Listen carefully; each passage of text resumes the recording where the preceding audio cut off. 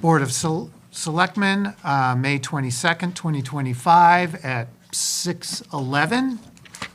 This meeting is being recorded and broadcast via our local cable access channel, WCAT, Zoom, Facebook, and YouTube. If anyone in the audience is recording, please let us know. If you're going to speak, please go to the mic, give your name, if you're a resident or you represent a company or something like that, just who you represent. And if we can all stand for the pledge. I pledge allegiance to the flag of the United States of America and to the republic for which it stands, one nation, under God, indivisible, with liberty and justice for all.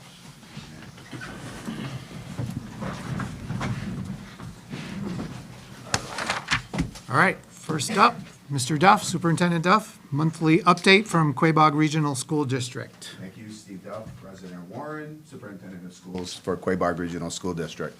The House budget, we did go over the House budget when it first came out. The Senate budget has since come out, and now it's in conference committee. I can tell you whereabouts the numbers are, but I can tell you that they're going to change between now and the final version. We did do a little bit better with the Chapter 70 funding. We get about $62,000 more. The House budget cut rural aid in half. The Senate is recommending that it goes back up to the full amount. So this is where those games kind of take place within the House budget and the Senate budget and the conference committee. So we feel as if within the next couple of weeks, we're going to have our final numbers from the state, which will be helpful as we head into town meeting. I will tell you that we are on track with our budget, and when we had our last Board of Selectmen's meeting at Quabog, I'm confident that we're going to get where we need to get, and we'll continue to work towards that goal. So I do want to thank the Board of Selectmen and the Finance Committee from the town of Warren for helping to support the school system, and all the members of the school system for working hard with our community partners to make sure that everything's moving in the right direction. We did have, from last year, as you know, we estimate what our transportation reimbursement will be. We did underestimate what the reimbursement would be for FY25. And when we have a surplus or money that comes back to us that is above and beyond what we estimated, we do return that to the towns, both Warren and West Brookfield. So I am happy to announce that we're returning $140,000 to the town of Warren from the transportation reimbursement. Nicole Gonzalez has been in contact with Don Swistak here. So you will be getting the $140,000 that we overestimated it was going to cost us. You're getting a check for that to be returned to the town of Warren. So as we discussed before, I'd rather under budget than over budget, because if I over budget and I have to come back to the town for more money, that just doesn't do anybody any good. So that was good news for us. The IVAC grant that we have been talking about, as you know, Quabog did get an IVAC grant. We have a project this summer for $435,000 for our heating upgrade to our system, which is not going to cost the residents of Warren or West Brookfield a penny. It's all grant funded and incentives through National Grid to cover the. We received a grant for $305,000. The total project was $134,000, so the other $129,000 is coming out of incentives from National Grid, which is super exciting, and they're going to start June 23rd. So when we head into the heating season next year, not only will the heat be calibrated across the building, but like we saw with the project that we did at Warren Elementary School, I think that we're going to see some significant savings on oil there, which at the end of the day will obviously help with our local assessments. We did talk a little bit 2 meetings ago about the community compact grant that we did with Town Administrator Ferreira. Unfortunately, we didn't get the whole grant, but we got $46,000, which we'll use to update the financial software and go to the cloud, which is going to be much more efficient. The cloud is upgradable where the servers that they're on now are not. So publicly, I want to thank you, Jim, for working with Chris LaJoy on that project. No partnership at its best, and we appreciate that. We did talk about our EMT program that we did start this year. We had 8 students in the EMT program that are currently taking the class. We have had 3 students who have taken the practical exam already, and those 3 students have passed, which is outstanding. If you look at the pass rate for EMTs, it's about 48% the first time you take it. We have 3 high school students that have already passed. We're 100% so far. The other students will take it in June and July because you have to be 18 to take the test. So we're super excited. That program will continue to build dividends for the towns of Warren, West Brookfield, and our local communities. Firefighters are hard to find. EMTs are even harder to find. So that's super exciting news. Last month, we did swear in 2 additional students to the Warren Junior Fire Academy. I want to thank Rich and Dave and Derek and Jim for being here for that ceremony. That's the 14th student that we've sworn in as junior firefighters, and some are now firefighters on the Warren Fire Department. So that program continues to grow in leaps and bounds. We had 27 students apply to be in the program for our school year 25-26. So that's a huge shout out to the Warren Fire Department for everything that they do to help support that. And in the words of Chief Lavoie, we're starting to bear the fruits of their labor, and that's what it's about, giving back to the community. So we're excited about that. 8th grade students last week, we went through the cemetery in Warren and in West Brookfield and replaced all the flags for Memorial Day. It's something that our 8th grade civics students do every year, both in Warren and West Brookfield. We probably replaced over 1,000 flags, and I think when we do our Memorial Day parade, and you walk through the cemetery, it's awing to see the number of folks that have served in our military, and it's a great experience for our kids. So I think the cemetery commissions for allowing us to help with that. It's a valuable lesson for our students. We are working with the Warren Police Department right now, and with the West Brookfield, we do have a safety committee that we meet on a monthly basis. See Officer Wickham in the back there, brought some information to the school's attention regarding some grants in the neighborhood of $500,000 for schools to apply for to upgrade any type of safety issues that we have. So whether it's putting door jams or door slides in that can prevent intruders from coming in, fob systems, security cameras. We've identified all this through our safety committee. We've done homeland security at all 3 buildings, walkthroughs to identify the areas that we need to address, and we continue to do that. So we will be applying for a grant, and we're hoping to get some funds from that to make sure that our buildings are as safe as possible, and we're providing our students and staff the safest learning environment we can. Last night, our 21st Century program, I know that we talk about grants all the time. We do have a 21st Century program at the elementary school, middle, and high school. Our middle high school elementary program did a pop-up dinner last night. We do a couple a year. We posted it at the post office, the senior center, in both communities, and the students prepare a meal for the residents of the town. They practice over the course of, it's been 8 months, learning how to cook, which is an important skill for our kids to have. It's not just putting in a Hot Pocket in the microwave, hitting 2 minutes, and off you go. Everything that they made from scratch. So they're learning the importance of nutrition, and a lot of the kids take these skills home with them and actually prepare meals for their families. So that was super exciting. In addition to that, we had our concert, our spring concert on Tuesday night. We had our art show last night to go along with the pop-up dinner. And we also had our phlebotomy students. They had to get 30 blood draws before the end of next week in order to get their phlebotomy certification, which is the second half of the CNA program we run.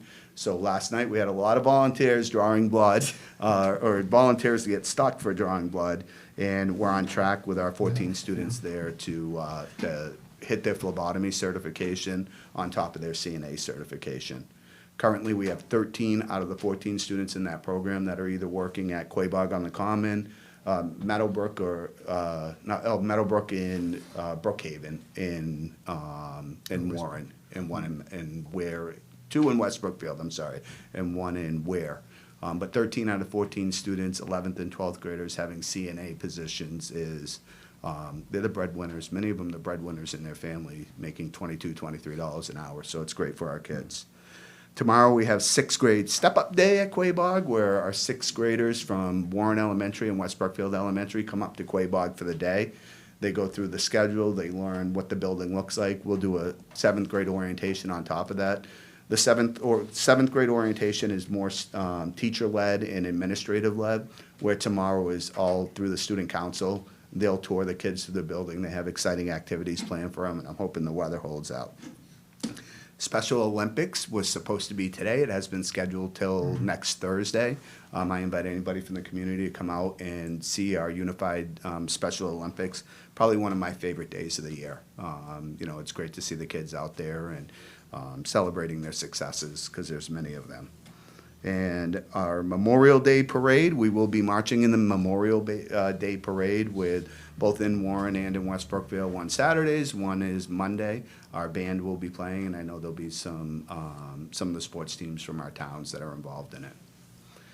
And that's what I have for about the last month or so. There's a lot more, but I wanted to highlight the important factors that I think that the town ought to know about. All right, so I have two questions about the Yes. state stuff. So the last I remember, they were going up to $104 per student reimbursement. Is that, No, it's 150 actually. 100? Oh, that's even yeah, better. Okay. And last year it was 100. They were at 110 and ended at 104. Oh, okay. Yep, they went up to 150 at the House level, and the Senate supported that number.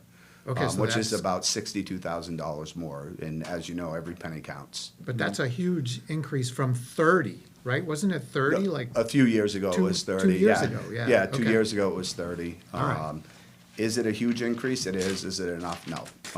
As Well, you know. yeah, bottom line money, it's not a lot. Yeah. But Every penny counts and Yeah. every penny helps. So, yep, that is certain. I mean, it helps 60,000. The problem with it is we have to see where it lands with rural aid, because rural aid, we get about $250,000 in rural aid. When I saw they cut that in half, I panicked a little bit, to be honest with you. But the Senate bounced it back up to, it was at 16 million. The House cut it to 8, and the Senate bumped it back up to 16. All right, and what about transportation reimbursement? The rate? Transportation reimbursement at the House level was 100%. At the Wow. Senate level, it was at 85%. They put a bill on the floor, and this is when we talked, this was the first time a bill has, and they always say they want to reimburse it at 100%. This is the first time the bill has ever gone to conference committee. So I think we're going to end up around 95%. Yeah, But as we average, talked, yeah. I'm not comfortable going to 100. I'm not comfortable going to 95%. I'd rather return $140,000 to you or return $20,000 to you than come back in the spring and say, you know what, we under budgeted and now I need an additional $30,000 for transportation. I always try to be as conservative with that as possible, even though it hits the assessment in the beginning. But at the end, I'd rather, like I said, I'd rather give the town back $140,000 from the transportation reimbursement. Yeah. So I think we'll end around 92%. Wow. That's okay. my, I mean, that's my great. guess. Closer to the promise. Yeah, we gotta get, if we get to that 100%, we'll be in much better shape. Yeah. But I will keep you guys, as soon as the governor approves the budget, certainly we'll tie into our numbers and we'll let you know exactly where we stand. Okay. Questions? Yeah, first of all, thank you very much for all you've done. You've been doing a great job, especially with grants. As you highlighted, we're definitely looking for grants and trying to get every penny that we can to save the residents money. And thank you very much for that.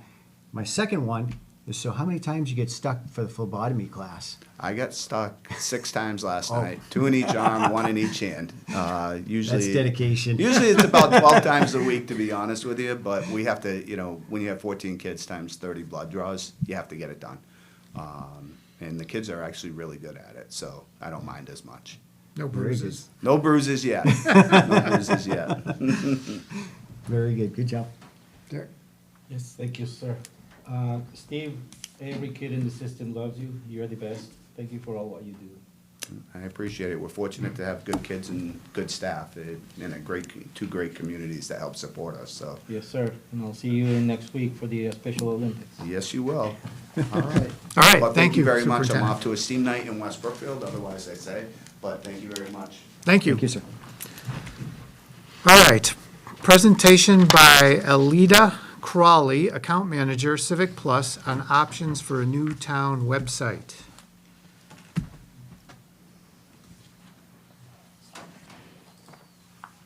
So, Good evening, everyone. go ahead. You're able to hear me? Yes. Yes. Thank you. All right.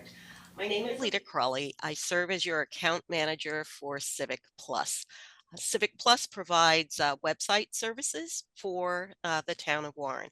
And what I'd like to do tonight is to go through some things. There are changes that are coming to the Civic Plus sites, and I'd like to just quickly run you through those changes, why we're making them, and why we think it'll be a better experience, not only for the people who are administering the site, but also for the residents of Warren. I'm going to share my screen. It's a brief, very brief PowerPoint, and sharing is not turned on. If that Good. could be provided to me, Yeah. I'm going to send the request. Okay. All right. Thank you. All right. What you should be able to see is something that says agenda. Yeah. Okay, excellent. I'll go to the slideshow from beginning. All right. Thank you. So one of the things that's going to improve is the communication. Drupal was not owned by Civic Plus. It's owned by a company named Acquia. And Victoria and I are assigned to your account. Once the migration or implementation takes place, you're going to come back to Victoria and I, and we will pick up the conversation, bringing you information about things that Civic Plus is doing to improve the website solution, but also asking you questions about what's going on in Warren and trying to figure out how we can help use the subscription and get better value from the subscription that you have. Some of the improvements that we can bring to you immediately is that this is where Civic Plus started, building websites for municipalities. Drupal was not our product, and so you're currently on Drupal 7. One of the things that they have come to us and said is that everyone needs to be off Drupal 7 by November 2025. This is because they are going to cease supporting it. Having told us this, we did try to move people to the current version of Drupal, but since that was very labor intensive, it also wound up in people losing some of the features that they had come to expect from the website. We decided to build another version of our central content management system. As you can see, it's used by over 4,000 customers currently. This is the largest customer base that Civic Plus has. It has a 95% satisfaction rate. One of the reasons it has that high satisfaction rate, as I said, we're always innovating and improving it. We're listening to our customers to make it better, but also we have an amazing award-winning support staff, and they're there to serve you. For the people on the back end, the folks who are residents won't necessarily see this, but some of the things that we've heard is that it's very difficult to update the site and that it looks a little bit dated. We're going to give you drag and drop editing. We're going to give you templates that are modern and clean. You're also going to have flexibility with the design, which was not something that we could offer you with Drupal. If our customers came to us and had said that there was a feature that they wanted to see added, we would have to go to Drupal. And then Drupal could very easily tell us that is on the roadmap for us to do or it's not. But we had no recourse in terms of saying, yes, we want this. We very much want this. Now that it is our own system, we already have a way set up for you to communicate things that might be feature improvements, issues or concerns that you might have, and we can respond to those. We think it's going to be easier for your administrators to use. We think it's going to be easier for your residents to use. My personal opinion in all the websites that I've seen is that it's not that the information isn't on your website. The problem is that it's not easy for the residents to find it. So to that end, your new website would have bigger and better breadcrumbs so that people can get to things in 2 clicks or less. And that is the methodology that Civic Plus uses when it is designing websites.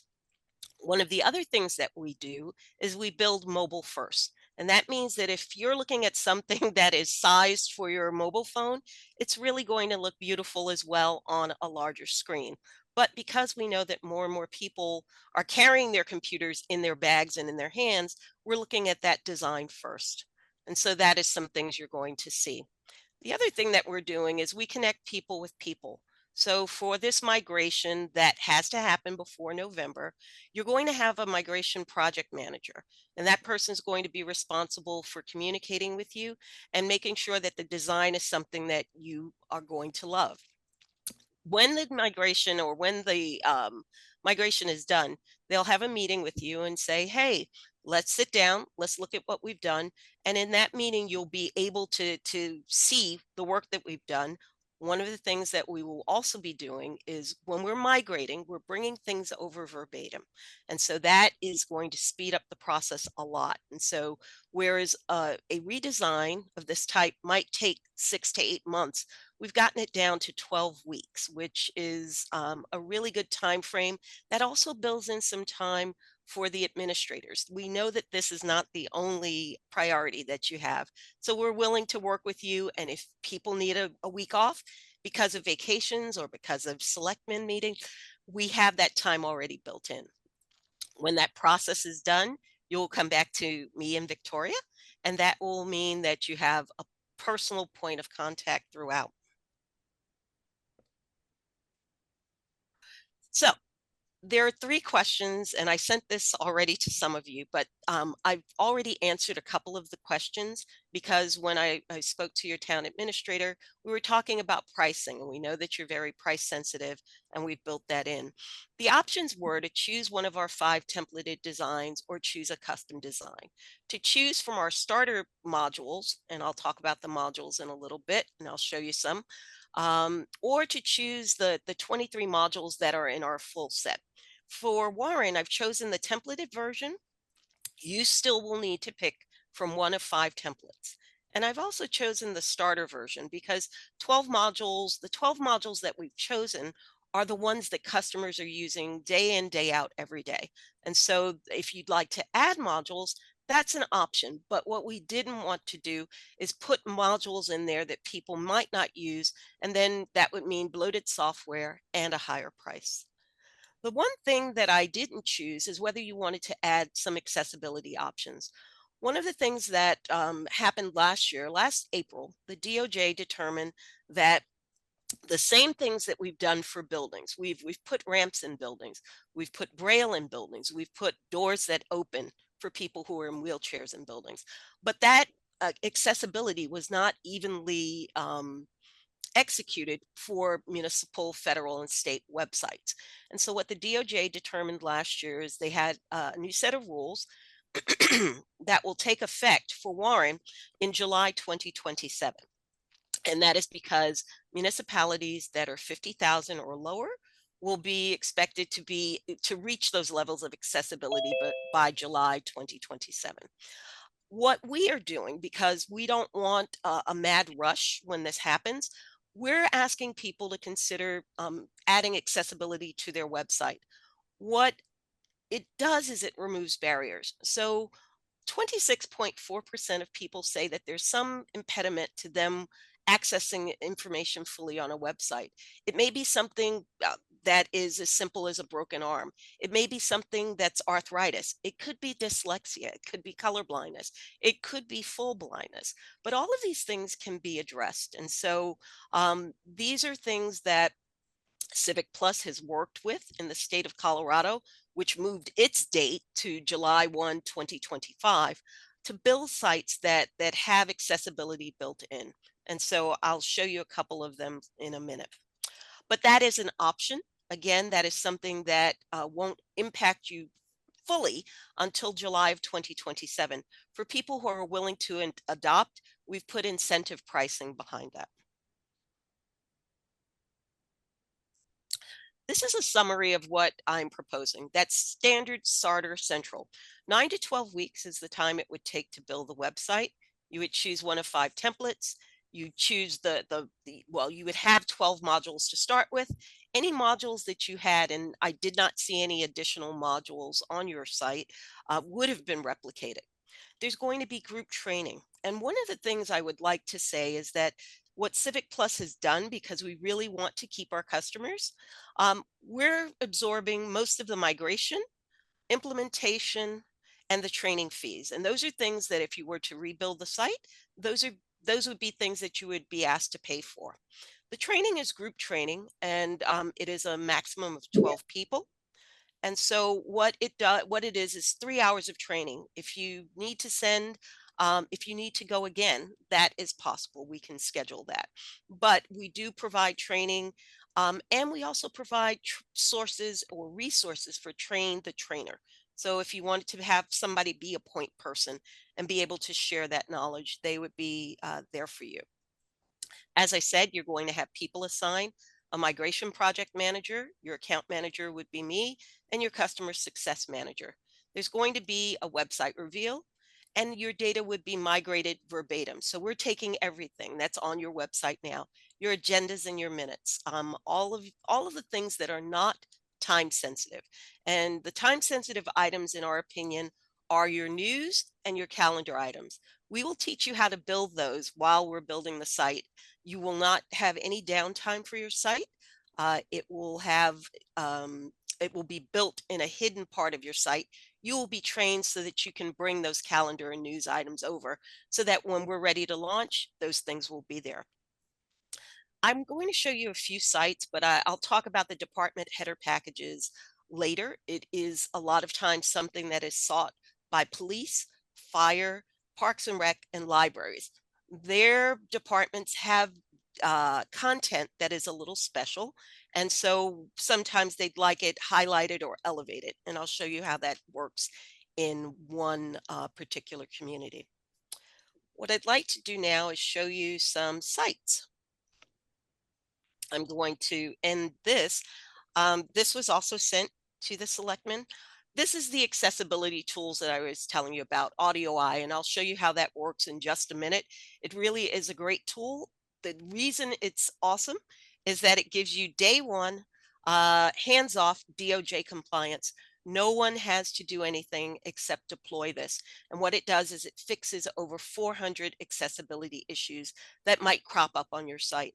The two things about AudioEye that sets it apart from other people providing assistive technology is, number one, in addition to AI to scan your site and check for things that might make it inaccessible, AudioEye uses humans. So they have humans who are colorblind. They have humans who may need a larger font. They have humans who are looking at the sites just to make sure that there's nothing that they really do need to address. The second thing that sets them apart is the ability to give you legal assistance. So if there is a complaint that is filed, or if there's a lawsuit that is filed, and this is happening I'm in New Jersey, but it's not happening in the Northeast, but in the Southeast, in Florida, in Georgia, Virginia, Minneapolis, and California, there are law firms that are filing nuisance lawsuits related to the accessibility of municipal websites. And so with AudioEye, what they do, and you'll see how they do it in a second, they are gathering data, and that data is used to address a complaint or to address a lawsuit. And in cases where these things have been brought to court, the DOJ doesn't require 100% compliance. What they do ask is proof that you're making a good faith effort to make your site accessible. And so AudioEye provides that proof. Okay. There are other things that we'll talk about later. I'm just going to bring the screen up, but these are things that would be offered to you once the migration is done. The most important thing for me is to move our customers off of Drupal and onto our central platform. The quicker we do that, the more smoothly and efficiently we do that, the sooner we can talk about other things that might be issues for you. But those aren't the things that we're going to be addressing with this migration. As we go forward, if you go forward, then we can talk about other things in those account review meetings. Okay, I'm going to leave that there. I want to quickly show you some sites, and then I'll take questions.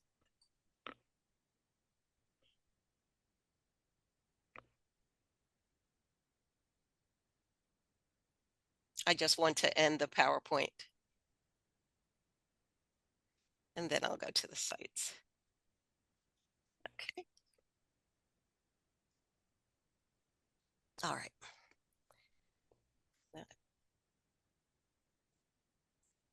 Okay.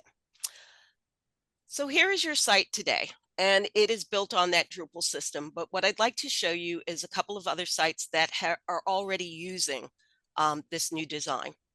And I'd like to show you Essex, Massachusetts, which just launched last week. They went through the exact process that we're recommending for you. They were a Drupal site. They chose, this looks like template 3, and they were able to choose their logo, their colors, and their images. And so that will be the same options that you get. You'll be able to see, to choose what's in your mega menus. You'll be able to choose what icons are used on your buttons and what labels they have. I'm going to quickly run through a couple of the designs because I'd like you to see that they all have some of the similar things, even though they're presented differently. I showed you Essex, which was which was template 3, I believe, but they all will have these mega menus, and you'll determine which things go where. They all have a search. And what we do, remember I was talking about bigger and better breadcrumbs?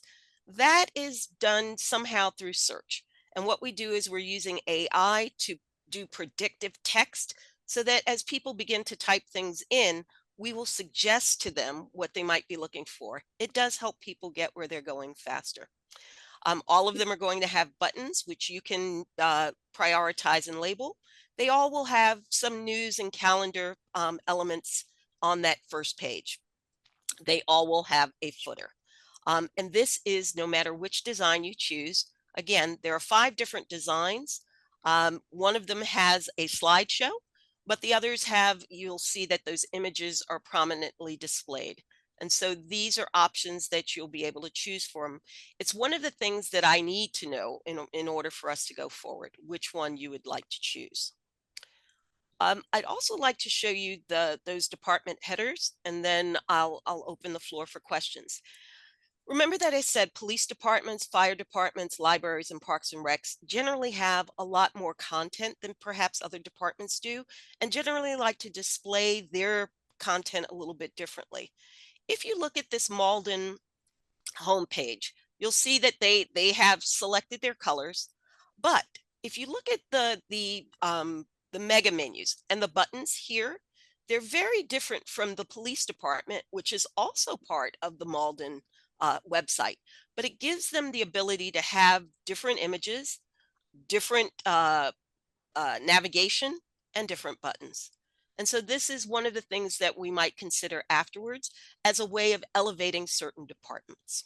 And that's the department header package. Are there any questions that I can answer at this point? So what about cost? I don't recall hearing anything about cost. And so here's what we've done. Again, I did tell you that what we wanted to do is remove the obstacles. We have absorbed all of the most of the implementation, migration, and training fees. And so as I told Jim, that your renewal would have been $36.80.61. We will accept that for this year as payment for this upgrade.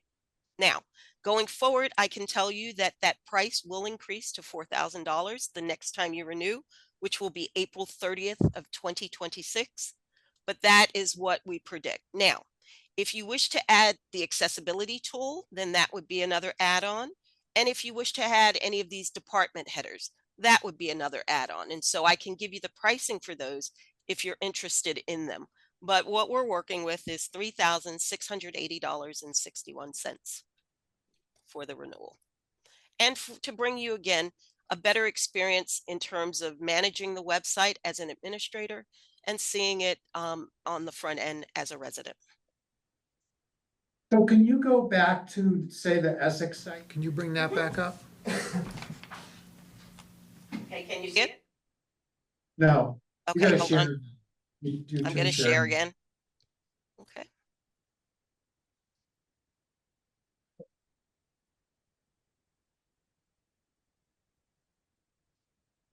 Okay. Here it is. Okay. So go down the page a little bit, down to like news and calendar. Okay. So one of the issues we have right now is this area, and if you want to show our site, it's fine. We can't expand that area. Yeah, if you go to our site, maybe that's a better example. So scroll down a little bit. Like, that is woefully inadequate. It could be 3 times the size and it would be a lot better. But, that's fixed. So on a new, with one of these new templates, do we have some control over the size of some of these areas? They will tell you a maximum number of news. Let's just say you'll see this news is here. They will tell you the maximum number that you can put there. And that's only because of best practices in terms of design.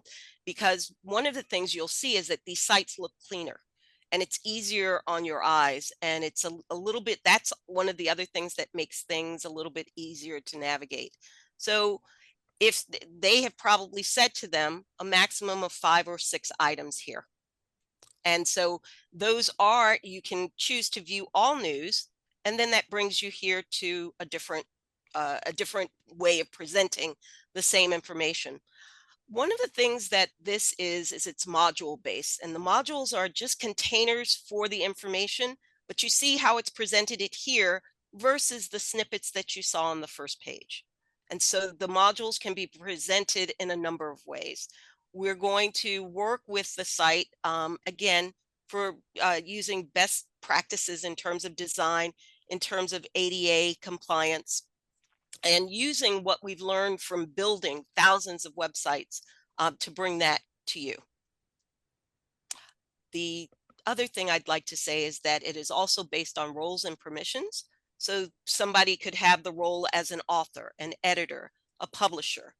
There'll be a couple of administrators, but you can also give people permissions so that they could be an editor on one page, but only an author on another. And so it does give you a little bit of flexibility in terms of delegating, and in terms of making sure that people who are supposed to be working on those pages are the only ones who can access them.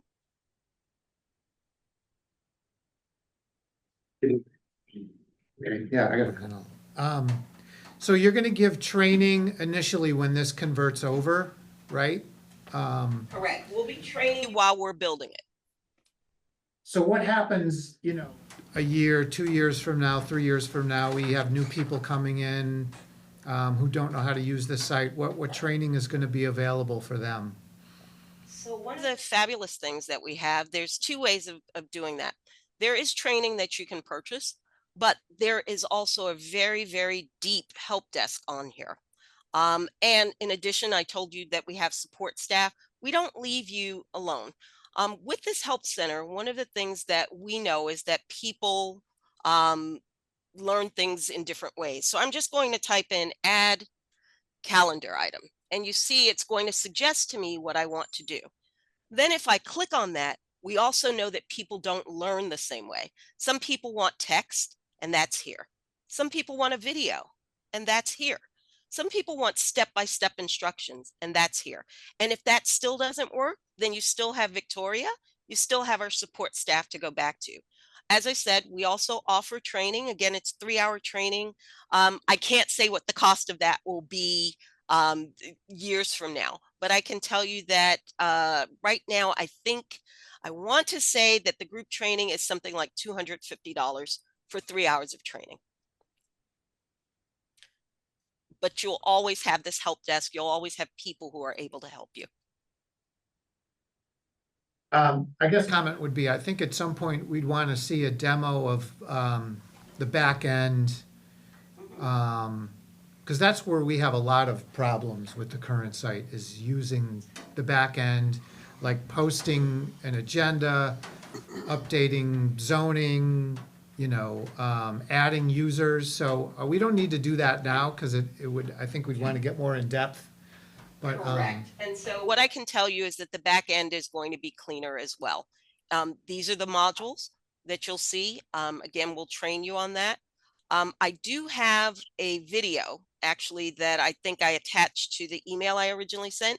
It does a quick thing on the front end, but then it shows you a lot more of the back end, and you can use that, or if there are more questions, we can schedule a demo with one of our solutions engineers. Go ahead. Well, you answered my question. Oh, sorry. You got to that, because my concern was is we have a lot of problems adding users and assigning their roles to their different site groups. And it seems like we're doing redundant tasks over and over and over to get somebody to use the site.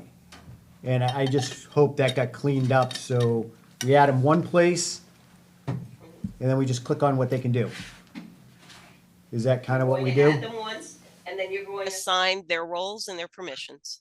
And so that again, this is our proprietary system, and that to me seems like just a very basic ask. I don't want to have to keep putting in people's names and having to keep assigning them. But if you only have to do it once, then that makes sense, and that's how you would manage that. Think if we watch this later on, Yeah, it'll help us understand a little more what's going on how to run the site. yeah, I think that's gonna be probably the And biggest if you decision. have questions, I would ask that you can email me. I'm on Zoom a lot during the day, but if you email me, I leave time at the beginning and the end of my day, and I will get back to you within 24 hours. Question? No, sir. Okay. Jim? No. No? So this is, Mr. Chairman, this is the second company that Yep. we're going to see. We will see one more company next Selectmen's meeting. Okay, all right. I do have one question. Do you have an idea of when you'll make a decision? No, I don't think so. Yeah, we'll just take time to look through the proposals and try to do some demos and see where it goes. Okay. Fair enough. Yeah. And when would be the next time that I should check in with you then? A couple weeks or something? Yeah, Alita, I'll reach out to you in a couple weeks. All right, fair enough. I thank you all for your time then. All right, thank you, Aaliyah. Have a good evening. You too. All right, bye. All right, what do we got next here?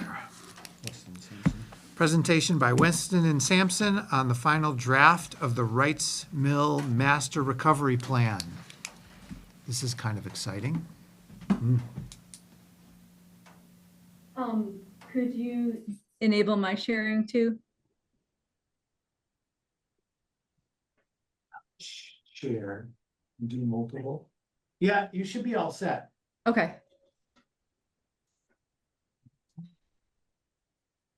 So while Sue gets going here, just wanted to say how excited we are to have been able to work with you on this. And that, we've been looking forward to presenting it to you tonight. This, of course, is the Wrights Mill Master Recovery Plan. And my name's Jim Reardon. I'm from Weston and Sampson. I lead the planning services at Weston and Sampson. And I'm here tonight with Susan Mara. I'll let her introduce herself. Hi, my name is Susan Mara. I was a project manager for the Master Recovery Plan. I'm an AICP certified planner, work on Jim's team at Weston and Sampson. So I think we can go to the next slide. So quick project recap and what we're going to discuss tonight. So we're going to go over the existing conditions at the site, concepts that were developed, included 3 alternatives for the site, which were developed in a way that they could be, melded together to an extent too. So it's not as if each of these alternatives that we're presenting is discrete and can't be blended with something else. And then recommendations and next steps that we would propose that you folks move forward with as part of implementing a plan. So, quick project summary. Next slide. Project summary. So, this project was funded by the US EDA, the Economic Development Administration, through a grant the town received. It was done to identify opportunities for job creation, business attraction, and historic preservation at this mill site. It also prioritized infrastructure investment to leverage town and regional benefits. There's a lot that can come out of doing a project like this, implementing a project like this. And one of the things is an opportunity to update infrastructure. Often that can occur through grants that are provided to help you move forward with. The mill update could also serve sort of double duty, if you will, and update area infrastructure to support the mill and other development that it might bring in. Next slide, please. This project was couched basically in a robust public engagement effort that included a variety of tools that we use. So these included a website that was launched in the fall of 2024, a series of public meetings, 2 of them specifically, both held at the Warren Senior Center, one in September of 2024 to sort of kick the project off and show people what we had found in terms of existing conditions and to talk about steps moving forward. And then another this past February 26th, also at the Warren Senior Center. The idea here was to go over those concepts that I mentioned before and talk through, how you might blend these things together, how you might use them, what things the community really liked, and, what things maybe you didn't want to see. There was an online survey that was opened in the fall of 2024. That was right around the time of that first meeting that I mentioned in September, and then it was left open for a good chunk of time after that to collect input. And there were 10 stakeholder meetings. So we know that there are a number of groups in your area that are particularly interested in something like the update of Wright's Mill. And so where there are specific stakeholders and stakeholder groups, we tried to meet with them to gather their ideas about how to move forward with this. Next slide, please.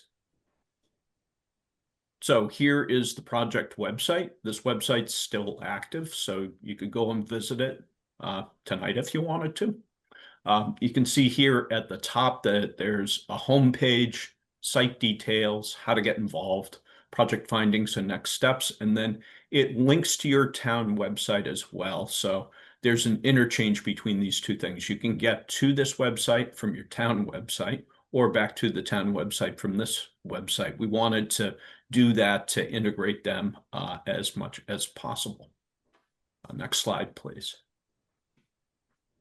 So a little bit about existing conditions and history at this mill. This is a legacy site. Wright's Mill has been around for a long time, dates back to the mid-19th century. It was a textile mill, as many of you may know. It was used to produce parachutes in World War II.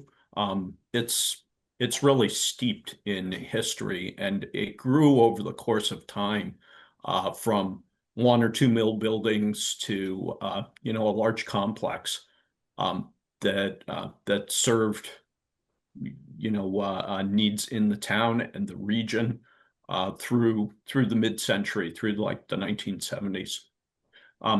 It's received historic recognition. It's listed in the National Register of Historic Places, and that listing occurred in 2008. Has a number of interesting architectural features. It's a red brick mill. It's pretty handsome. The buildings are in great shape, given the age and the fact that it's been underutilized for a number of years. It has a lot of the original windows and cornice details. Pretty cool place when you go and look around it. Historic fabric, so it's integrated with a mill pond, a granite dam, and a canal, and these all remain largely intact. Like You know, you couldn't reopen them tomorrow per se, but you could go in there and do some retrofits to them and fix them up, and maybe even reestablish some of the hydropower. That was one of the things that we looked at this particular as part of this particular project. A lot of really, really neat features out here. Cultural value. So it represents industrial heritage of Warren and also the Quabog Valley region. Preservation priority. So one of the things that all this brings is an opportunity, I think, to adaptively reuse the site, and that's encouraged by EDA and other stakeholders who have interest in the region. Idea would be to maintain the historic character while at the same time developing a reuse approach that really worked for the region and helps to build economic development opportunity. Next slide, please. The condition of existing infrastructure. So there was water supply at the site, but that water supply system is aging. Some of the pipes are undersized, and upgrades are likely needed. Wastewater system. So we think there's ample capacity, and it's serviced by a pump station that is active currently. We think the wastewater is in pretty good shape. Stormwater, on the other hand, it's an outdated system. We noted that there are some anecdotal flooding issues that have occurred here. So there's occasional flooding that happens because it's undersized and outdated. So that would need some help. Other utilities include overhead electric and some gas mains. Those gas mains are plastic, a little bit brittle, and should probably be looked at more carefully. We only kind of looked from a very sort of conceptual level. Internet access. So broadband is available here. Verizon expansion is underway. We think that'll probably bring adequate broadband to serve the update here. But that's something also to keep your eye on. Transit access. So there's limited service available here. Really, to get to the site, you need a car.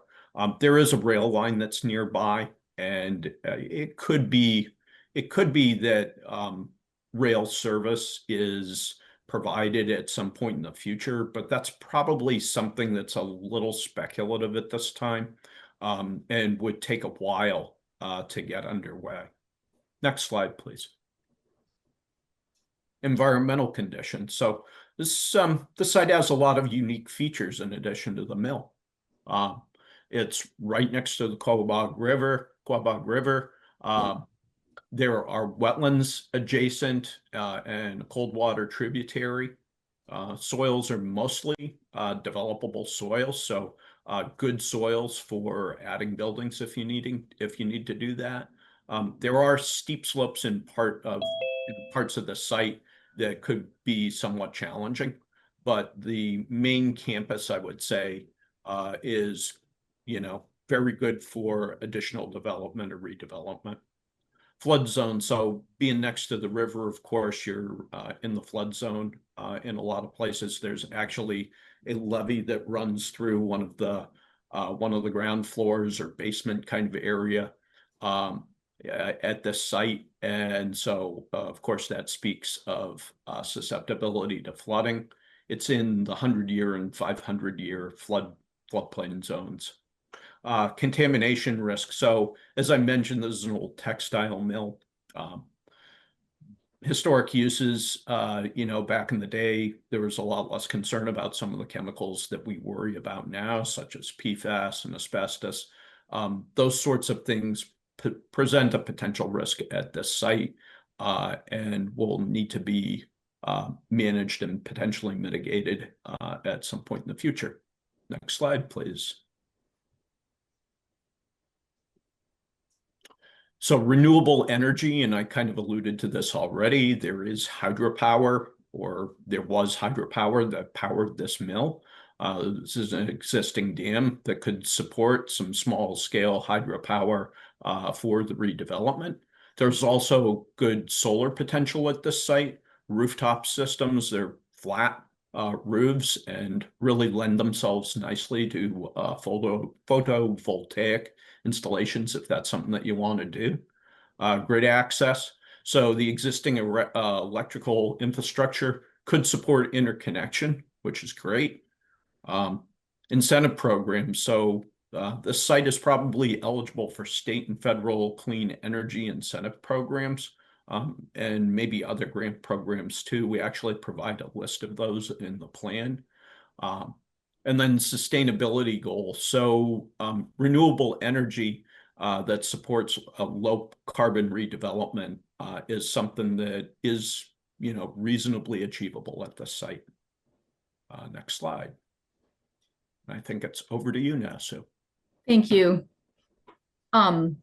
So in addition to Jim and myself, there were 2 other team members that we worked with. One is an architect. His name is David Gamble, and his specialty is working on redevelopment projects, brownfield sites, old mill campuses. And another is Jean Boyle, who is an economic development professional with a specialization in public-private financing and sort of these types of projects.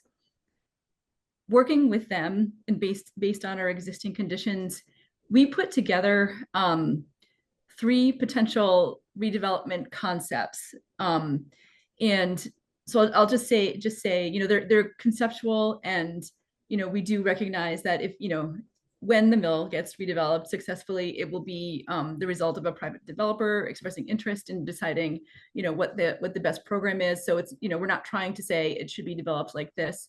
We were trying to test out a couple of different options in terms of the mix of uses, in terms of the amount of demolition you would do, so that we could go back and look at costs and local impacts and local benefits, so that whoever did look at this, and in particular the town, when they're sort of looking at what they want to see there, they can understand a little bit more about what they would like to see there. And some of the overall strategies that the architect was sort of considering when he was putting these together are 1, to celebrate the mill's industrial past, to occupy the site with residents. And one of the things that we found, I think, at our public meetings and with our survey, is that there are existing local businesses that are struggling. And so what can this project do to also help them, not just work on its own internal redevelopment? And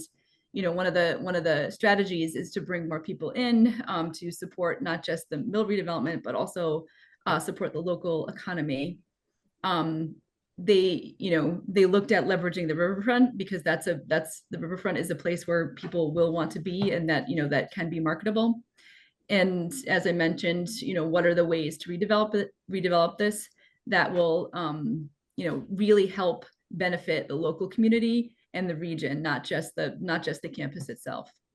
And so these three options, the community stitch is more of a true mixed use redevelopment. If you've been to other mill redevelopment projects, it's very similar to what you probably have seen if you have gone there. And it focuses on outdoor recreation and hospitality. The campus quad is, we looked at one that had a little more focus on the commercial and industrial, and try to sort of make connections with the local universities, because where Warren is fairly remote, but we're close enough to some cities like Worcester that have a lot of universities, and what are the potentials that you could partner there, and really focus on manufacturing. And the third one was a neighborhood expansion, and it was truly almost 100% residential focused. And it included new construction, which we did not think about in the other 2, and it included a lot of demolition. And again, it's one of the concepts we wanted to put together, so to sort of test how that played out against some of the other concepts, so that the town could understand, what it would like to see there. Thanks. Okay, next slide.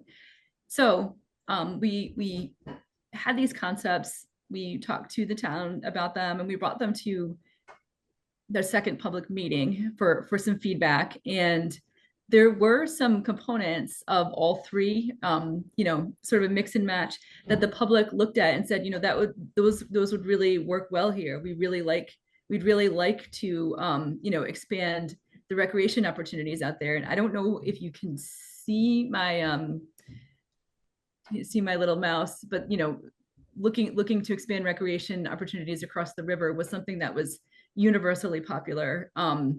And the sustainable mix of housing, of residential and commercial, was another one that people seem to be very much in favor of. In terms of preservation, I think in general, the public recognizes that historic preservation is important, but then selective demolition might be something that helps move, the overall project forward. And let's see, the supporting the phase sustainable development. I think the public recognize this is a really big nut to break off all at once. And so a phased approach might be something that's more successful. So this was sort of really interesting. So we tried to sort of create like a hybrid graphic that captured some of the components that both the public and the town seem to be supportive of across all three concepts. So another thing we did was we pulled out some main key findings. And in general, one of the best things that this campus has going for it is the buildings are in very good condition, because the owners have continued to keep the lights on, keep the heat on, hire someone, hire a facilities person to sort of walk the grounds every day. They are in really good condition compared to a lot of the mills that we have seen, that our architect has seen. So that's definitely a benefit. The campus is cohesive, and that is both an opportunity and a challenge. It provides a greater opportunity. You're not looking just at one building. There's an opportunity for different types of the buildings to work together. However, it's really big, and so working with one developer in one project that addresses all of the buildings might be challenging. So that's why we had sort of talked about, a phased approach, a strategic approach, like breaking off little pieces at a time. Riverfront access is a major benefit. And then having the buildings in good shape and still reflecting their historic character is a great opportunity for funding through the historic tax credits.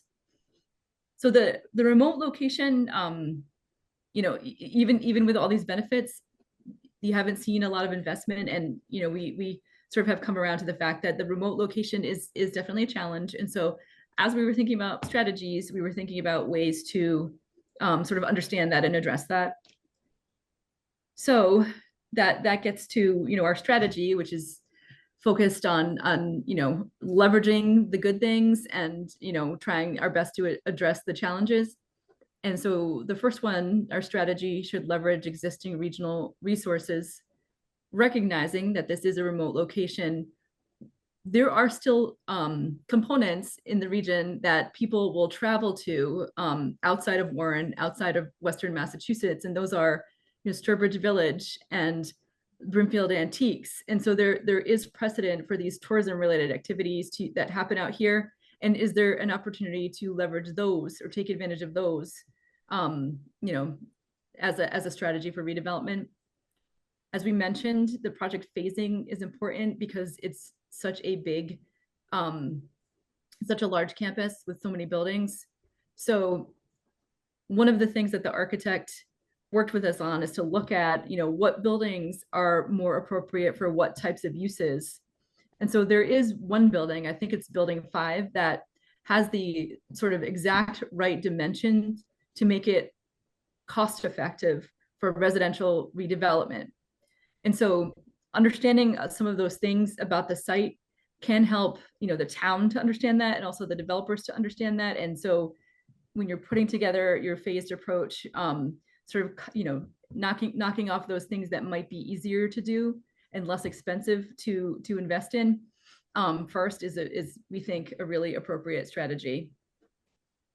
We talked about selective demolition, understanding what the different historic values are of the different buildings can help you to prioritize which ones are most important to preserve, and which ones might might serve better being demolished and, to support the entire site redevelopment, and identifying what that appropriate mix of commercial and residential will be to not only have a sustainable campus redevelopment, but also to support the local economy. So we pulled out a couple, I guess 4 very specific next steps that, if we were, so our economic development professional was saying, if I were the person in charge of this, these are the things that I would do immediately, get done over the next year. As Jim mentioned, there was an initial environmental assessment. There is some additional assessment that we think could help to understand what the risks are out there, particularly when it comes to redeveloping some of these mills for residential uses. The National Register, we talked about these buildings are historic, they are listed, but starting to put together that application to make the site eligible for historic tax credits is something that I think the town could work on sooner rather than later, so that, when you get developer interest, that process has already been started. Working on pre-permitting desired uses. The town zoning is already very flexible, and it already recognizes that this is a redevelopment project and it can be mixed use. We are suggesting taking that even further and really drilling down into the types of uses that you want to see, the type of redevelopment, the type of circulation out there. And so that, if a developer comes along and their goals for the site, their plan for the site aligns closely with the town's, it is really easy to move forward, and they don't have to necessarily, go through multiple boards and commissions. I think saving them time and providing that transparency, we think could help to get developer interest. And then the final thing is reaching out to for the Mass One Stop program. There will be public improvements required in terms of, we talked about wastewater and stormwater and water, and taking the next step and requesting some funding to identify what they are is something that the town could do soon, so that, again, that process would start now. When you get developer interest, you've already, that far along, and you already understand then too what those costs will be. So we sort of had a short punch list of, here are the things, if we were in charge, we would get started with these things right away. We redid the brochure that existed on the city's website or the town's website related to Wrights Mill as a product that you can use. You can print it out. We have it on our site, and we can get, we will give it to the town to put up on their website, but it's, information about, some of the information we pulled together over the course of the project that can be shared with people who are interested in seeing the site, potential developers, grant funders, etc. And that brings us to the end of our presentation. All right. Thank you. So I do have one question. How long is the site going to be up? Can you go back to the slide that's got the website on it? Yep. So that's a great question. We went back and took off some of the things that were maybe like could expire pretty quickly. So it can last. We have purchased the domain and hosted it. We can do a couple of things. We can hand it over to you. And then when that expires, you take that over, or we can talk about continuing to maintain it for a set period of time. Generally, there's 2 sorts of approaches that we've used with project websites before. One is actually transferring the website to you, as Sue was mentioning. And that is something that we can do. We've done that in the past. The second one, I think, is really taking the key pieces of information that you might like to see in perpetuity from the website, downloading those and providing them to you so you can put them on your own website. And those are really the 2 best ways, I think, to to manage something like this. Unless there's something specific that you want to do kind of immediately, with next steps, and Sue presented a number of, I think, really great next steps. There may not be that much of a need to keep the website active, for more than a couple of months or something like that. Of course, all these things are your decision. Well, what do you suggest next steps are then for this?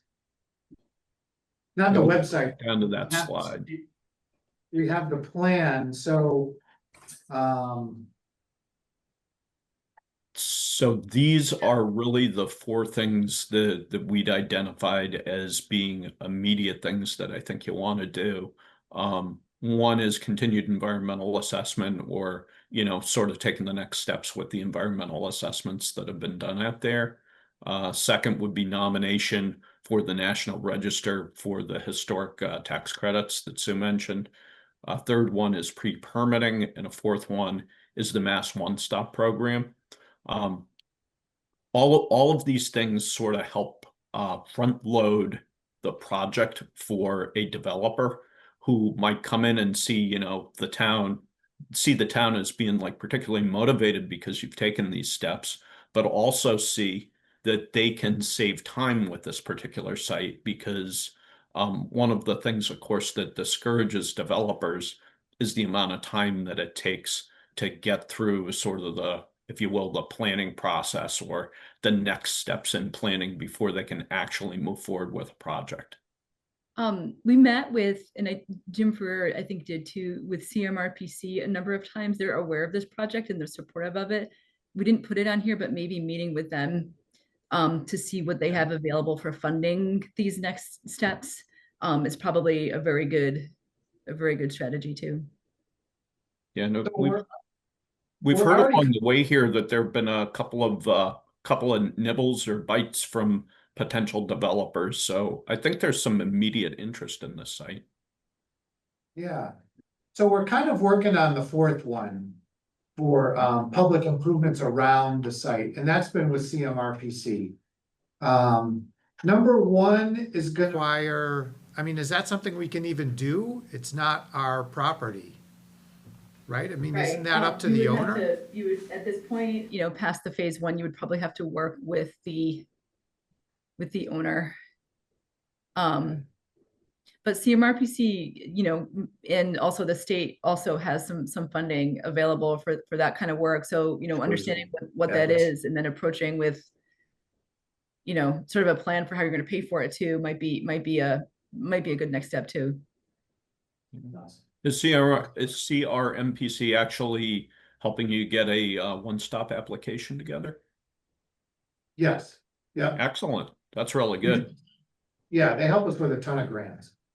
So, and I guess I was thinking, I mean, I see these next steps, but how do we market this, I guess? Now we have this great plan and we have maybe these things we can do. How do we actually get people to notice this? And promote the fact that the town supports this and we're working on, building up the area around it, et cetera, et cetera. Yeah, so I might take a couple of different approaches to that if I were you folks. Getting some media attention out here, I think, would be a good one. People will see things out in the media, and in some ways it's, I don't know, maybe not exactly free advertising, but it kind of moves in that direction. They're going back to the website, maybe keeping that website active for longer than I was just mentioning might be a good thing. I can't recall, Sue, if the brochure is up on there yet, but It is. yeah. So, being sort of media forward and forward with public outreach materials like that brochure, I think would be valuable. And then really I think you have to work with the owner and try and get them motivated in the same direction that you folks are. I mean, they have some motivation, I think they would like to sell this, but maybe working with them a little more closely would help them to see that you'll support them in that process, but that they have to be major participants too. This project was funded by the US EDA, and once it's done, Jim will be preparing, sort of his final report, and he'll provide this information or the report and everything to them. But perhaps inviting them down for sort of a site visit and to see the project, and that might be a way to bring some attention to it. So does the owners have a copy of this yet? So no, thank you, Mr. Chairman, and thank you to Jim and Sue for the presentation. I just want to say that this is the first release of it. So it just came out this evening.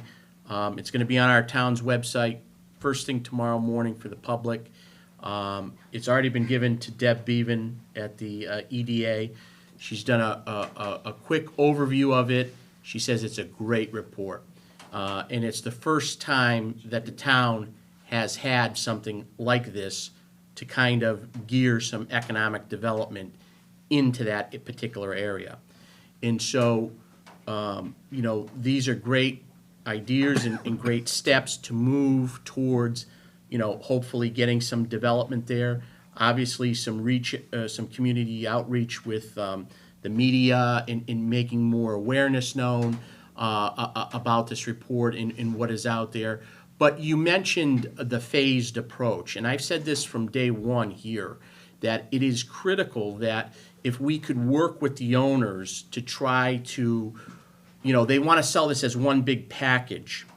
If they could look at it from a phased perspective, because developers are not going to give all of this money right up front, and them taking all the risk with permitting, environmental, and may be successful, may not be successful in obtaining those things. If they could do it as a phased approach, I think that they would get a better response.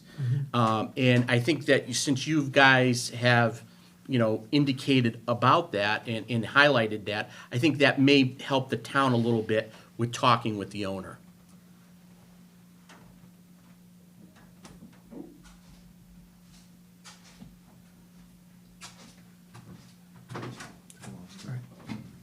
Did we? Or they're just? Did we lose our internet? No. It looks like they're frozen.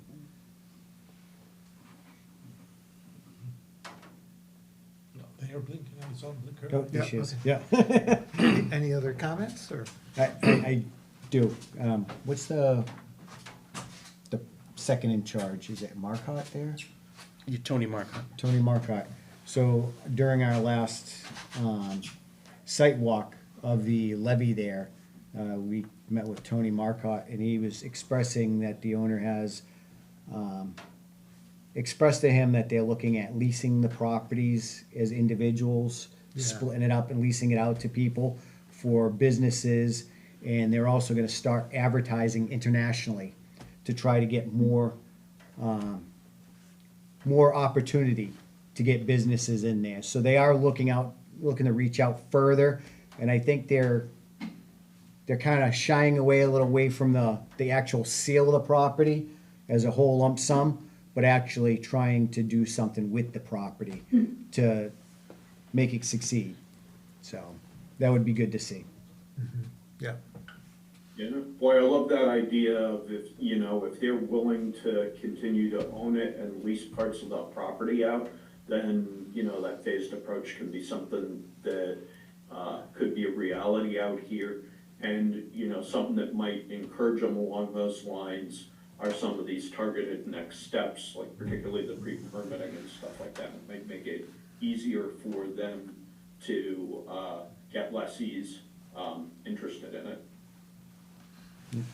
I think one of the things we do have to do is focus on that small bridge Yeah. at the end of the big bridge before you turn on Pulaski. That small bridge is kind of having some structural issues. The problem with that is it's going to cost over $1 million for us to repair. So if we could try to get with Mass One Stop, see if we can get that, they call it a bridge, but it's really a culvert. Yeah. But it's considered a bridge for some reason. We gotta get that fixed before it starts really have an issue, because it's just lined with brick, and that brick is deteriorating, so we gotta get that fixed. Any comments? Yes, sir, I have a question for the architects. According to your experience and with mills and other towns, what will be the best 3 clients to buy this place or to occupy this place? So was the question like, who would you like ideally like to buy it? Yeah, from your experience, what would you say will be our best client to come and get this? Oh, you mean, yeah, I mean, there's a couple, I mean, Jim can jump in there too, but there's a couple different things, right? There's like the developer, and then there's like, what kind of uses do you want, right? So, I mean, you want a developer that has experience with redeveloping historic buildings, because then, you know, they have that sort of goal in mind anyway, and they're familiar with what the permitting is, where the funding is.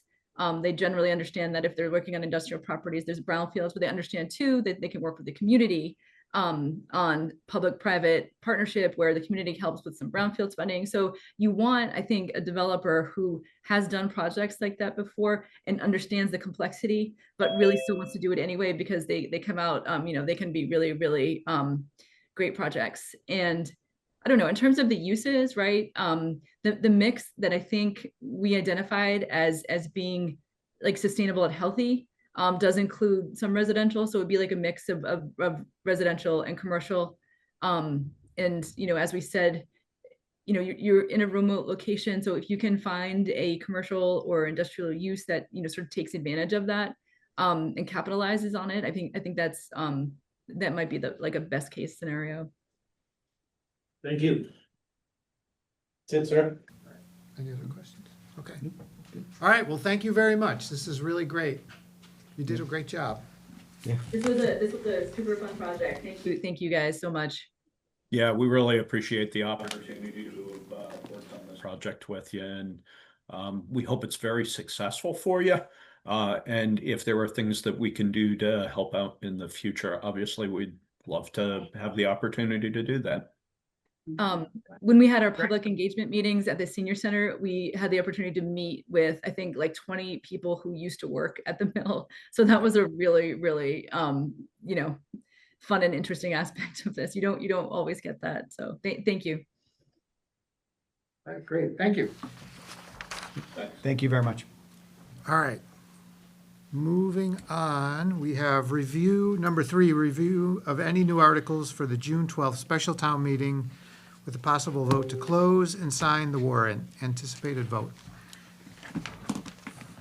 So anything? Yep, thank you, Mr. Chairman, members of the board. So I just want to draw your attention to Article 4 and Article 5. Article 4, we had a placeholder here. It was not budgeted for our subscription renewal for Civic Plus. So we do have that figure. Our renewal is $3,680.61 that we will have to renew for. So that figure is in Article number 4. Article number 5, as Mr. Duff has indicated, the town is getting back an excess assessment for transportation from the FY24 state aid. And that's in the amount of $139,917.99. And so that article will be for us to get that money back, and it's just going to be taken back off of our FY25 assessment. Okay. All right, any questions on the special town meeting warrant? No, sir. I'll make a motion to close and sign the warrant for the special town meeting on June 12th. Is there a second? Second, All in favor? David Dufresne, aye. Derek Bailey's aye. Rich Hacker, aye.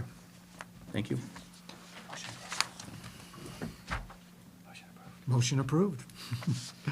All right, number 4, review and discuss any departmental year-end line item transfer requests. Thank you, Mr. Chairman. The Finance Committee met this week, and we had one transfer request that was submitted by the Board of Health in the amount of $300. They are short in their rabies account, and they're looking to take it from landfill supplies account that has a surplus. The FinCom reviewed it, they approved it unanimously, and we're looking for this approval to be approved by the Board of Selectmen tonight. Any questions? No questions, sir? Can I have a motion? Make a motion to approve the, Year-end. and, yeah, no, that's not right. I'll make a motion to approve the request from the Board of Health for a line item transfer for $300. Is there a second? Second. All in favor? David Dufresne, aye? Derek Bailey's aye. Rich Ihacker, aye. Motion passes. Thank you. All right. So I'm going to open the public hearing, Yep, right? yep. For a request for a one-day liquor license for the following days: 8/13/2025, 8/20/2025, and 8/27/2025 for Lost Towns Brewing at Laurel Ridge, located at 648 Southbridge Road, Warren, Massachusetts. Can you give us a little? Yep, so the Laurel Ridge has requested a one-day liquor license for their establishment for 3 days in August. This has been reviewed by our police department. Their review is in your packets. They have had this license in the past. Last year, the police department has gone over the specifications that they would like to see, and as long as the specifications have been met as the same as from last year, the police department does not have any problems issuing the license again. Okay, they haven't had this license before. That was for Eagles. This is for the town, the bridge. The police chief said that they had one last year. We didn't have a license, we didn't do port alcohol before. We Okay. just did music and dinner. Okay, thank you.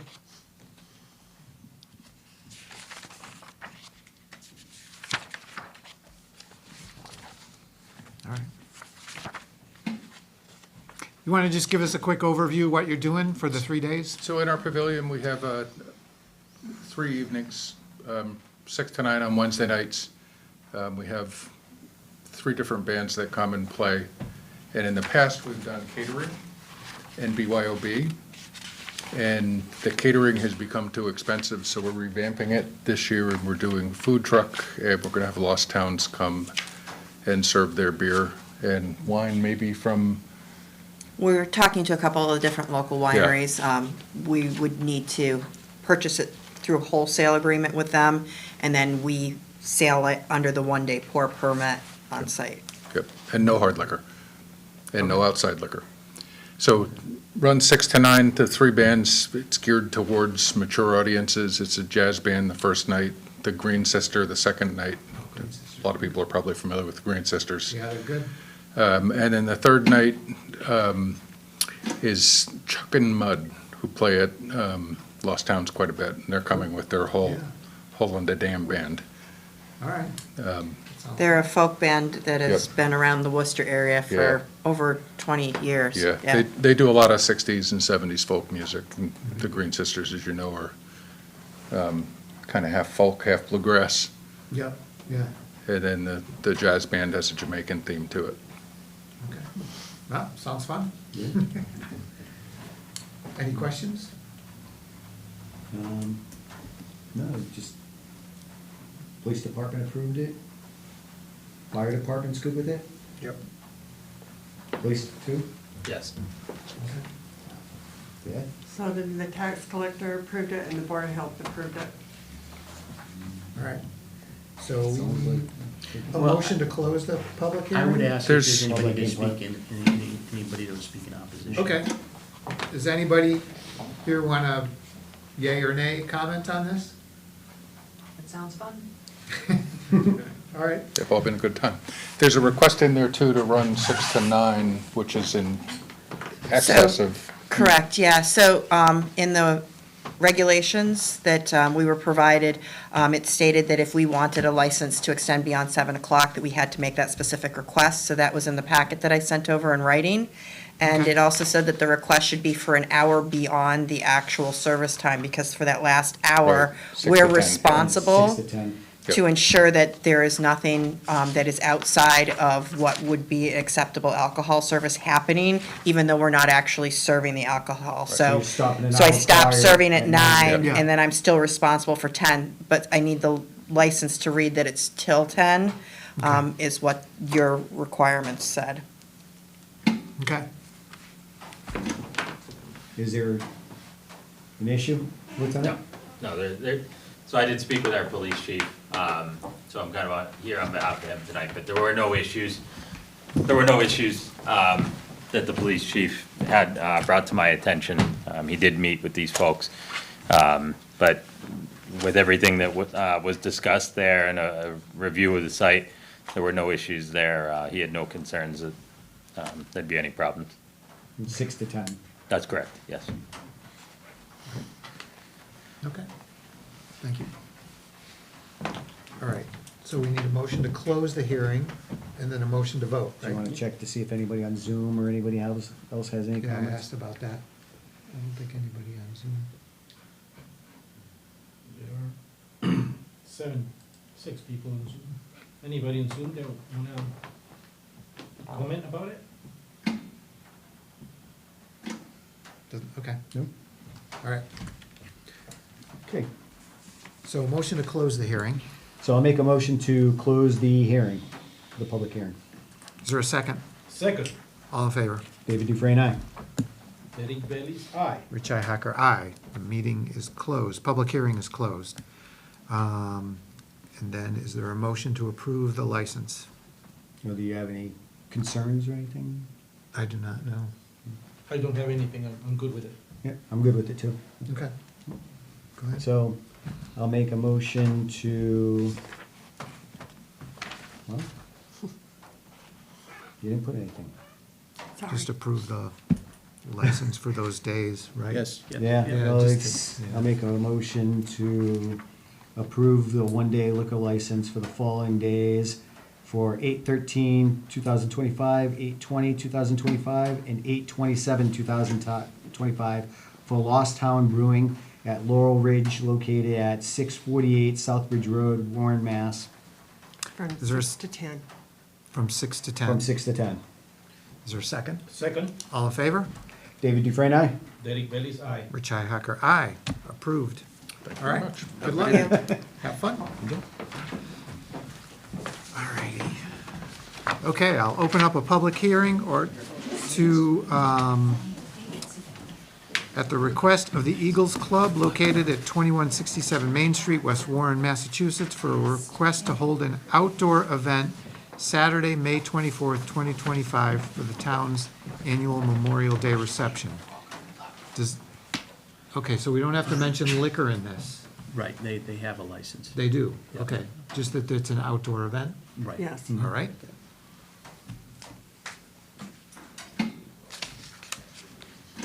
All right, is anybody here from No, Eagles? they sent a letter, they just requested it. It's the Okay. same thing that we had last year. Yes. And I checked with the police and with the fire, and both of them were fine with it. Yeah, And I checked with the building, and they were fine with it also. we had no problems last year. No. Okay. Anybody have any comments out in the public? Or Zoom? Do you have a comment? No, it was a great time. Yeah? Mr. Belize? Hope for the best. All right. All right, so I'll take a motion to close the public hearing. I'll make a motion to close the public hearing for the Eagles Club. Is there a second? Second, All in favor? David Dufresne, aye. Derek Bailey's aye. Richi Hacker, aye. Public hearing is closed. Okay, and any discussion on approving this? No, I think it was a great time. Okay, It's a good job. No issues out there. Yeah, all right, go ahead and make it, okay. Okay, I'll make a motion to approve the request for the Eagles Club located at 2167 Main Street, West Warren, Mass. For the request to hold a outdoor event on Saturday, May 24th, 2025 for the town's annual Memorial Day reception. Is there a second? Second, All in favor? David Dufresne, aye. Derek Bailey's aye. Rich Ihacker, aye. The outdoor event has been approved. So this is after the parade. Yes. So bless you. come to the event. It's good. They having burgers and stuff like They're last year? having hot dogs, burgers, and sandwiches this time, and cookies and brownies for dessert, and salads, and water. And then you can buy your own liquor inside the building and come outside with it. Yeah. But only within the roped area. Yeah, okay. Mr. Chairman, may I? Yes. Could you send her the message to make sure that the band from the school gets feed up before all the food finishes? They're carrying all those instruments and. Oh, last like year- reserve some food? Yeah, make sure that they get food, because last year they were there so tired and they got at the end and there was no more food anymore. Okay? All right, next on the agenda, I think many of you are here for this, open discussion regarding the facts of the proposed public safety complex. All right, so I had kind of a big spiel I was gonna read, but screw it, we're gonna just listen to the public. So, we gotta maintain order, so, if you have a comment, come to the podium, give your name, who you represent, or you're just a town resident. Do you want to introduce him? He's here for the public safety comments. Wait, what? From Tectron Architects, he's here. Oh, okay. Do you want to introduce him? No, who is this? Mark. No. I thought he was. Good evening. Okay, wait, hold on a second, hold on. So, come up, take about a minute, so we'll try to move things along and give everybody a fair chance, okay? So, your name, please? My name's Dan Cosmeter. Spent the last week looking at the town watch board, reviewing the 2.5-hour proposal, the documents and stuff. Why is that relevant? Why does it matter what I have to say? What I do for a living is facilities management. I'm the facilities director for the biggest hospital in central Massachusetts. I'm responsible for 29 locations, 56 programs, 1,200 souls, fire safety, public safety, armed guards, the inspections. We have an outdated infrastructure. I'm familiar with grants, reimbursements. Hospitals are category 4. That term's been thrown around. A little bit too much, I feel. The fact is, we did a proposal on our own, very similar to the one that TechCon did. Our proposal came back at $40-something million for 120,000 square feet with a 3-car garage, municipal building.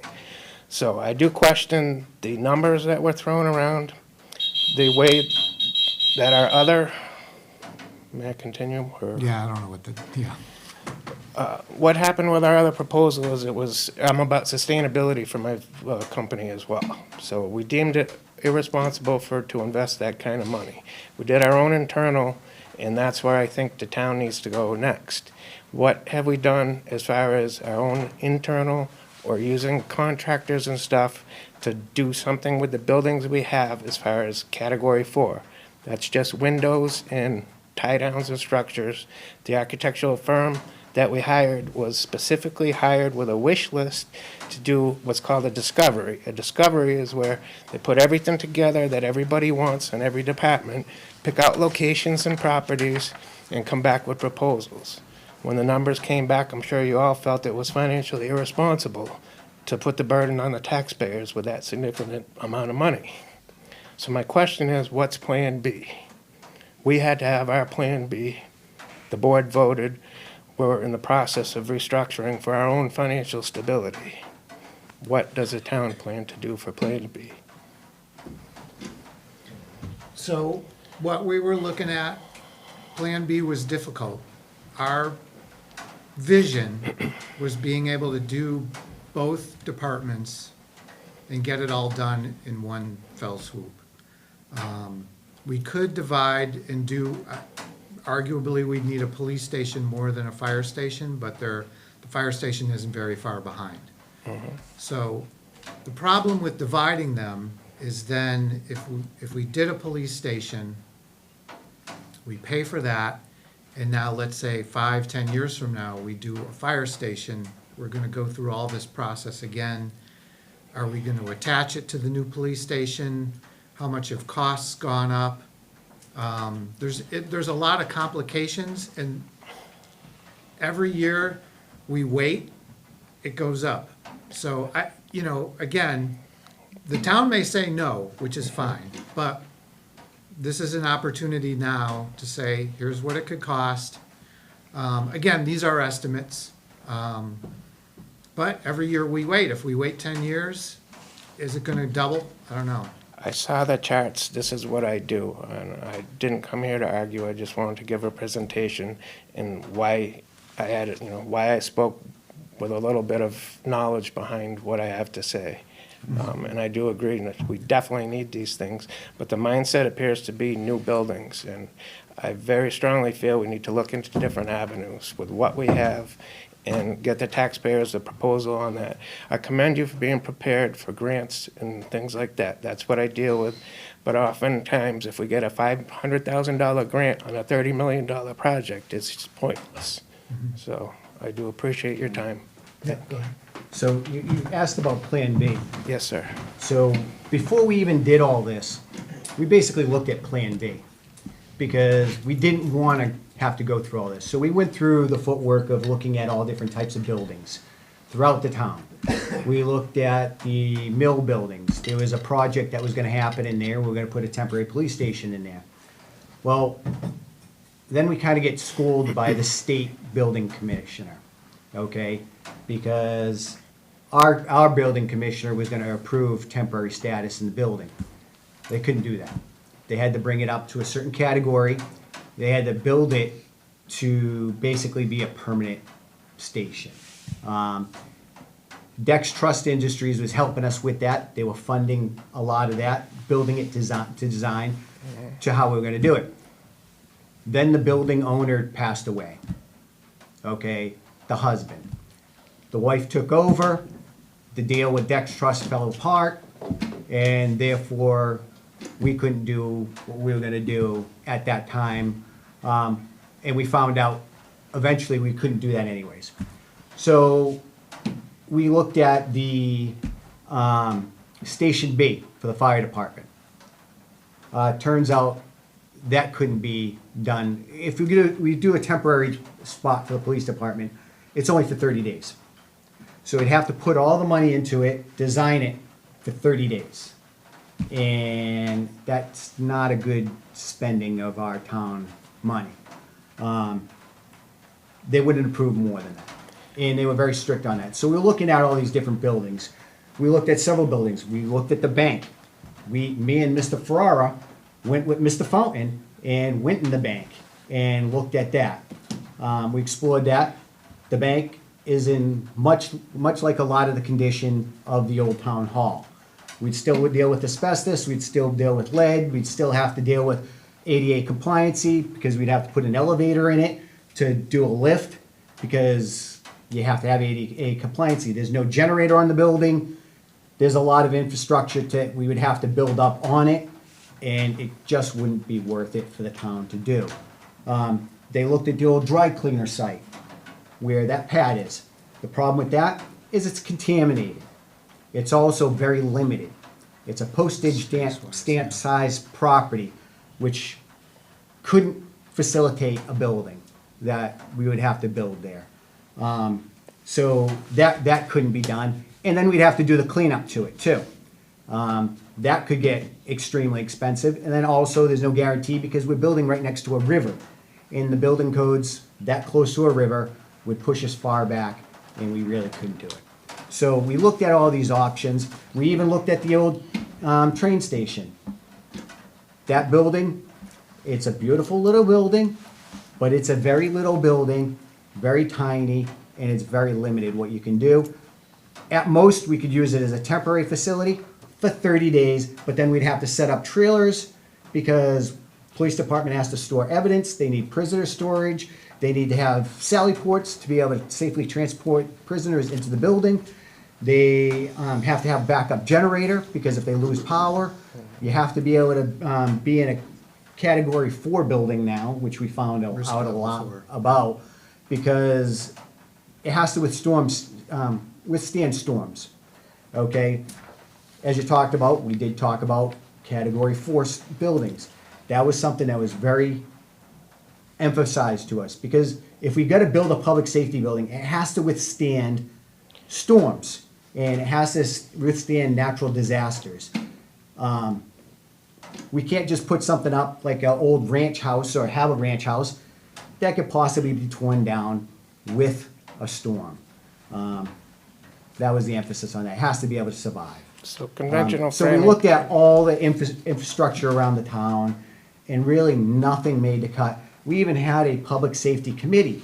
Mr. Condrat was on the committee, along with the chief. They looked at all the buildings around here, and they came back, nothing. So we tried. That was our plan B. We tried doing plan B before we did plan A, because nobody wants a tax increase, okay? We don't want it.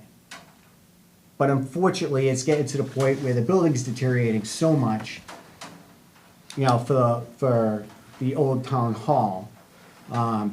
And the fire station is not too far behind where the fire department has grown out of the building. Chief Lavoie could say more about that, but we've tried. This is an informational thing. This is us gathering information, hiring a third party, which they do this professionally. This is their whole thing, to research this and look at this. And we gave them all the parameters saying, hey, look at all these places that we could do this. Tell us why we can't do it there, and tell us what we need to do. And that's They came what up they with the did. 3 best sites. So Tecton specializes in new construction. I just want to be sure that you did research architects that specialize in remodeling, grandfather clauses, all the other things that would be able to utilize our town buildings. So- Abatements and stuff is very costly, I understand, and spending money good over bad is also.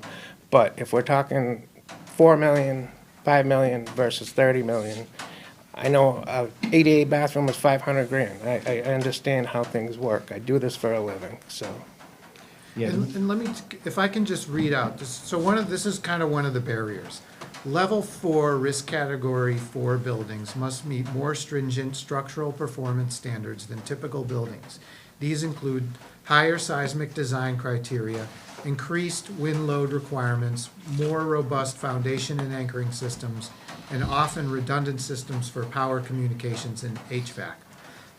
So for example, if we were gonna take the old town hall and try and refurbish it, how do you make it, you know, deal with Seismic. higher seismic requirements?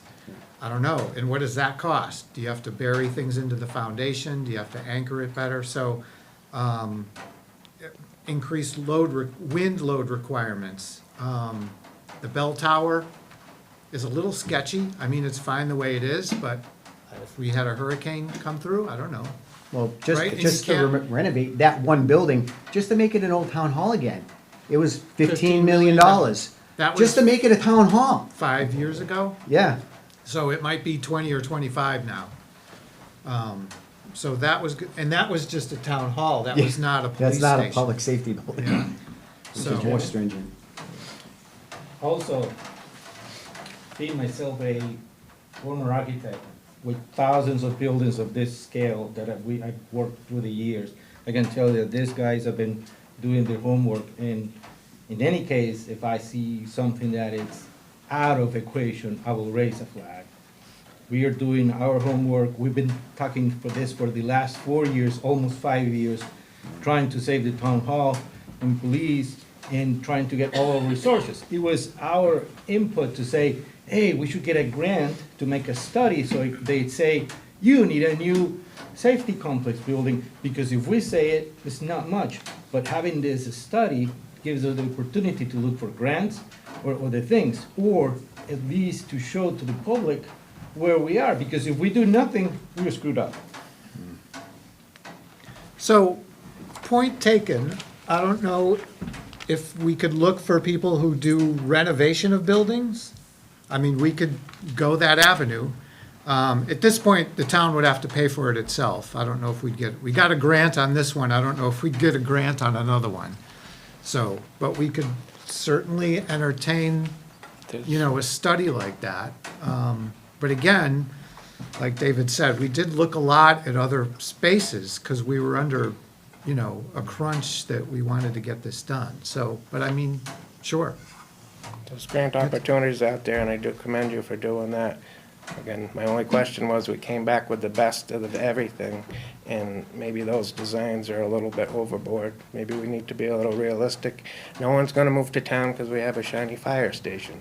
They're gonna look at the tax rate and say, I can't afford to live there. That's the reality. I'd like to thank you for your time, though. Thank you, sir. Thank you. Thank you. Sorry, what was the last name again? Sorry? Cosmeter? Yeah, you kinda, it went through quickly and I'm like, Yeah, I know the principal's office. thank you. And before you speak, Ray, has everybody had a chance to watch the presentation that Tecton did? Or get a copy of this? This is on the website. It's very hard to Yeah. hear everybody. Sorry. Oh, is it? Okay. So this is the feasibility study for what was done. That's It's how on the big it is. website. So it's not just a couple pages. They didn't do 5-10 pages of what we need to do. They actually went into every single aspect of it and why we couldn't use other sites. And this is the presentation, this is also on the website. And you can watch the presentation that was, 3-4 weeks ago? On And there'll be two YouTube. more. Yeah. There's There's chance gonna to be do two more. Please attend those if you can. All right, Ray. Ray Capaco. I just had a recommendation that the way the meeting agenda was listed, that it was an open discussion on the facts regarding the proposed safety complex. And clearly it's on the agenda because of all the hullabaloo that has been going on the Neighborhood Watch page. Yeah. And so I think it would be more effective for the board to present the facts and have all the misunderstandings and miscommunications and errors that are not factual corrected, rather than if you get half a dozen people up here just sharing their opinion, what facts are being presented and corrected. And I don't think we need a recapitulation of the whole process. It's a waste of time. That's available to everyone. So a fact would be, there's been an 1.5-inch thick study done that's condensed into a 15-page PowerPoint presentation that's available. Both are available on the website. That's a fact. Rather than go through the facts in those reports, the citizenry, if they really care, can go and read them themselves. But I'd like the board to present the facts that we're supposed to be getting that are going to correct the misinformation that's out there. Just a recommendation. Okay. Thank you. So, There's a lot of misinformation though. It's so I like, started, I know. So let's just go through the facts instead of just talking about that there's misrepresentation. Everybody knows that. All right. That's why we're here. I started to go through, and there was just too much. So from Yeah. what I remember, I'll go through my spiel now. So first of all, it is your vote. We are essentially we recommend a budget every year, a certain amount of spending, and you can say yay or nay. You can even argue specific items. So this is nothing different than that. We got the study done. Eventually, we'll bring it to a town meeting, and you can argue it there and decide what you want to do. The study, as we mentioned, was paid by a grant. There was no cost to the town. There are 3 sites that we have landed on. The big push for this is not a public safety complex for the next couple of years, but something that's gonna last 50 years, okay? As things change, if we get the mill filled, we're probably gonna need more fire trucks, right? If we get a bunch of businesses there, we'll need more police, right? So if the town is growing, how do we accommodate that with this public safety complex? As we mentioned, the Plan B, getting it done now, costs are gonna rise. And we talked about, one of the drawbacks is this risk level 4. So we cannot have a local contractor build us a public safety complex. We have to pay we have to do procurement, we have to pay prevailing wages, and we have to adhere to very strict building codes. So it's not something we can throw up quickly. It's a process, and it's gonna take time. The old town hall is not a police station, and I don't know about renovating it. There's been talk about renovating, I'll mention a couple buildings. It has environmental issues, it's small, there's no room for growth there. There are no cells in the basement, that was one thing I remember. The cells are gone. Prisoners are handcuffed to a radiator in the foyer. A bench. A bench. A bench, not a radiator. Okay, a bench. Right, and Lieutenant, you can confirm that, okay? So, I mean, it's a little rinky-dink, right? That we're doing this, but, so, using that building as a police station is kinda iffy. It needs many upgrades, and do we really wanna invest the money in that, or do we wanna invest it in something else?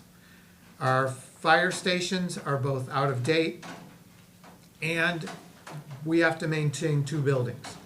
So we put a roof on Albany Street, then we put a roof downtown, then we have to do the pointing in Albany Street, we have to paint this one in Warren.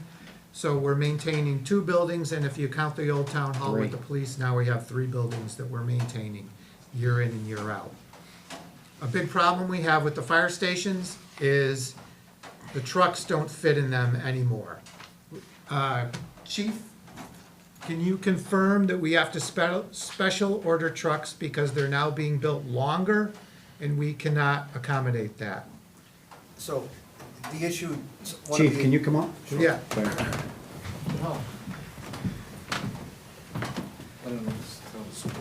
Adam Lavoy, Fire Chief. So it is true that we have to, in some cases, order trucks that meet certain specs.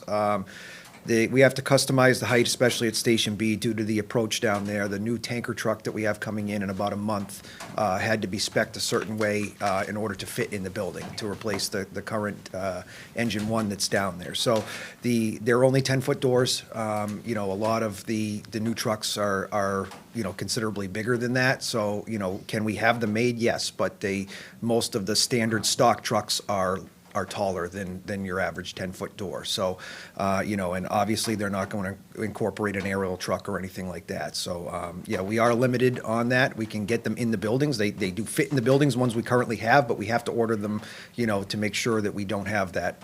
We have a restriction on that so they can fit in, especially down at Station B.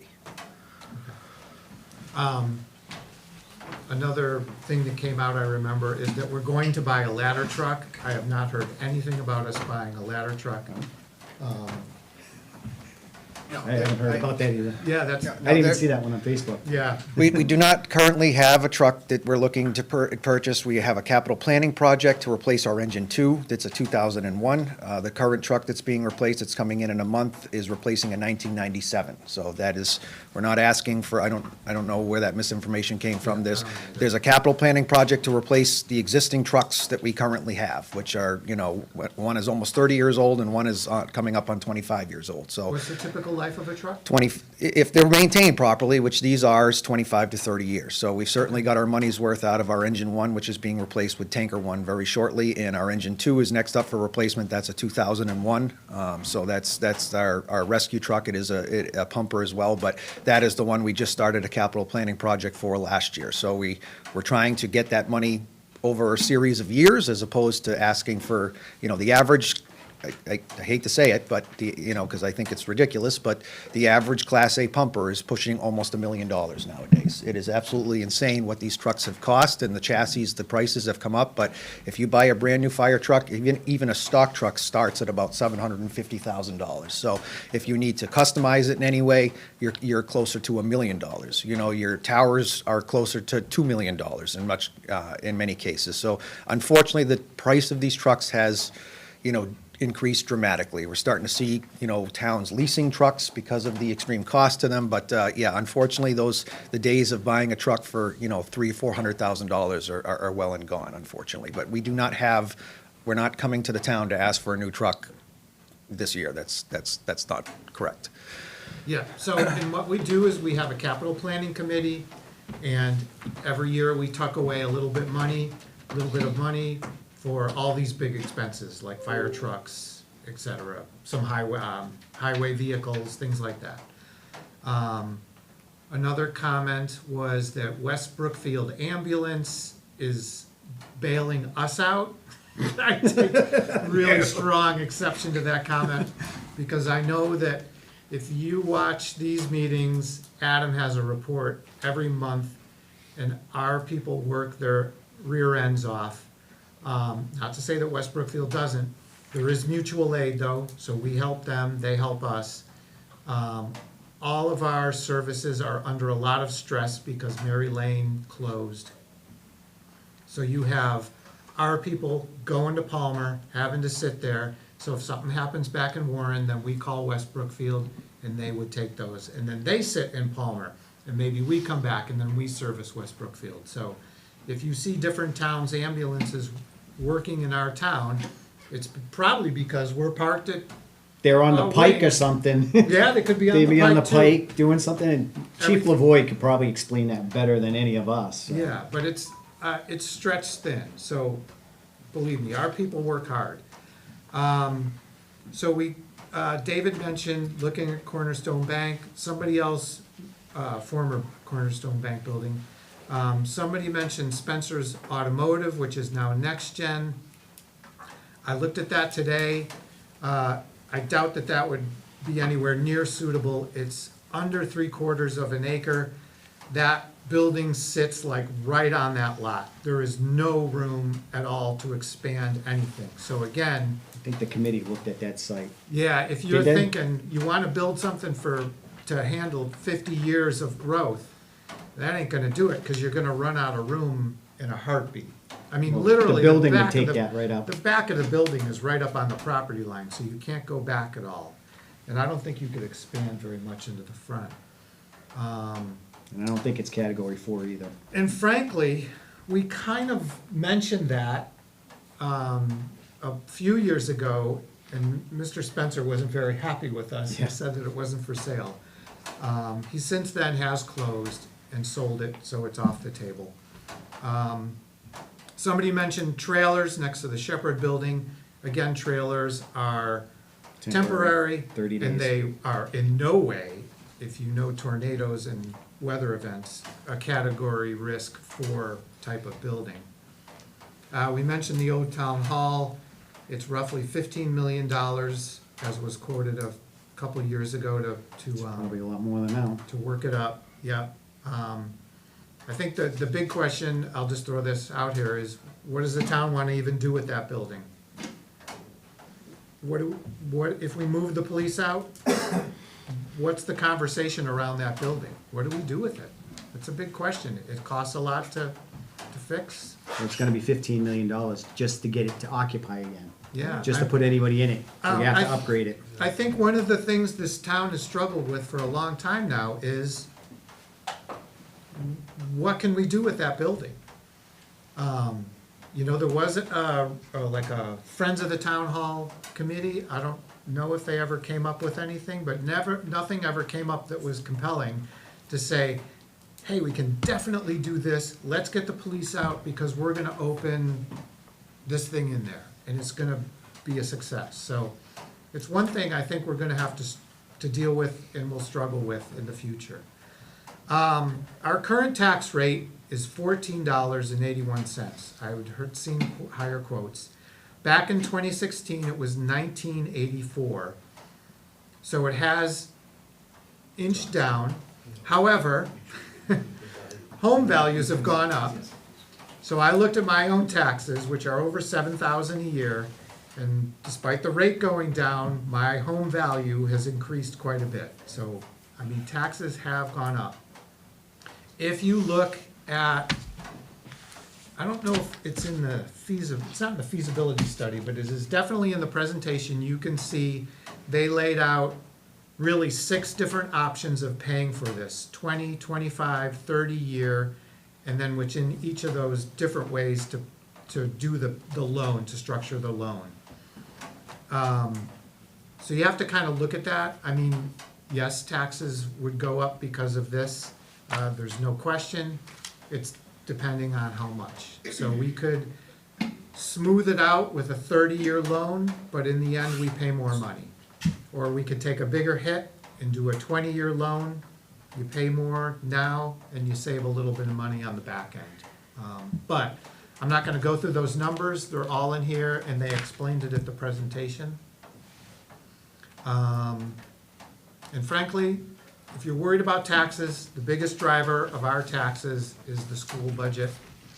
So if that's the real concern with taxes, is join the school committee, go to the school budget meetings, come to these meetings during budget season. There's not much you can do now, but that's where the hit is.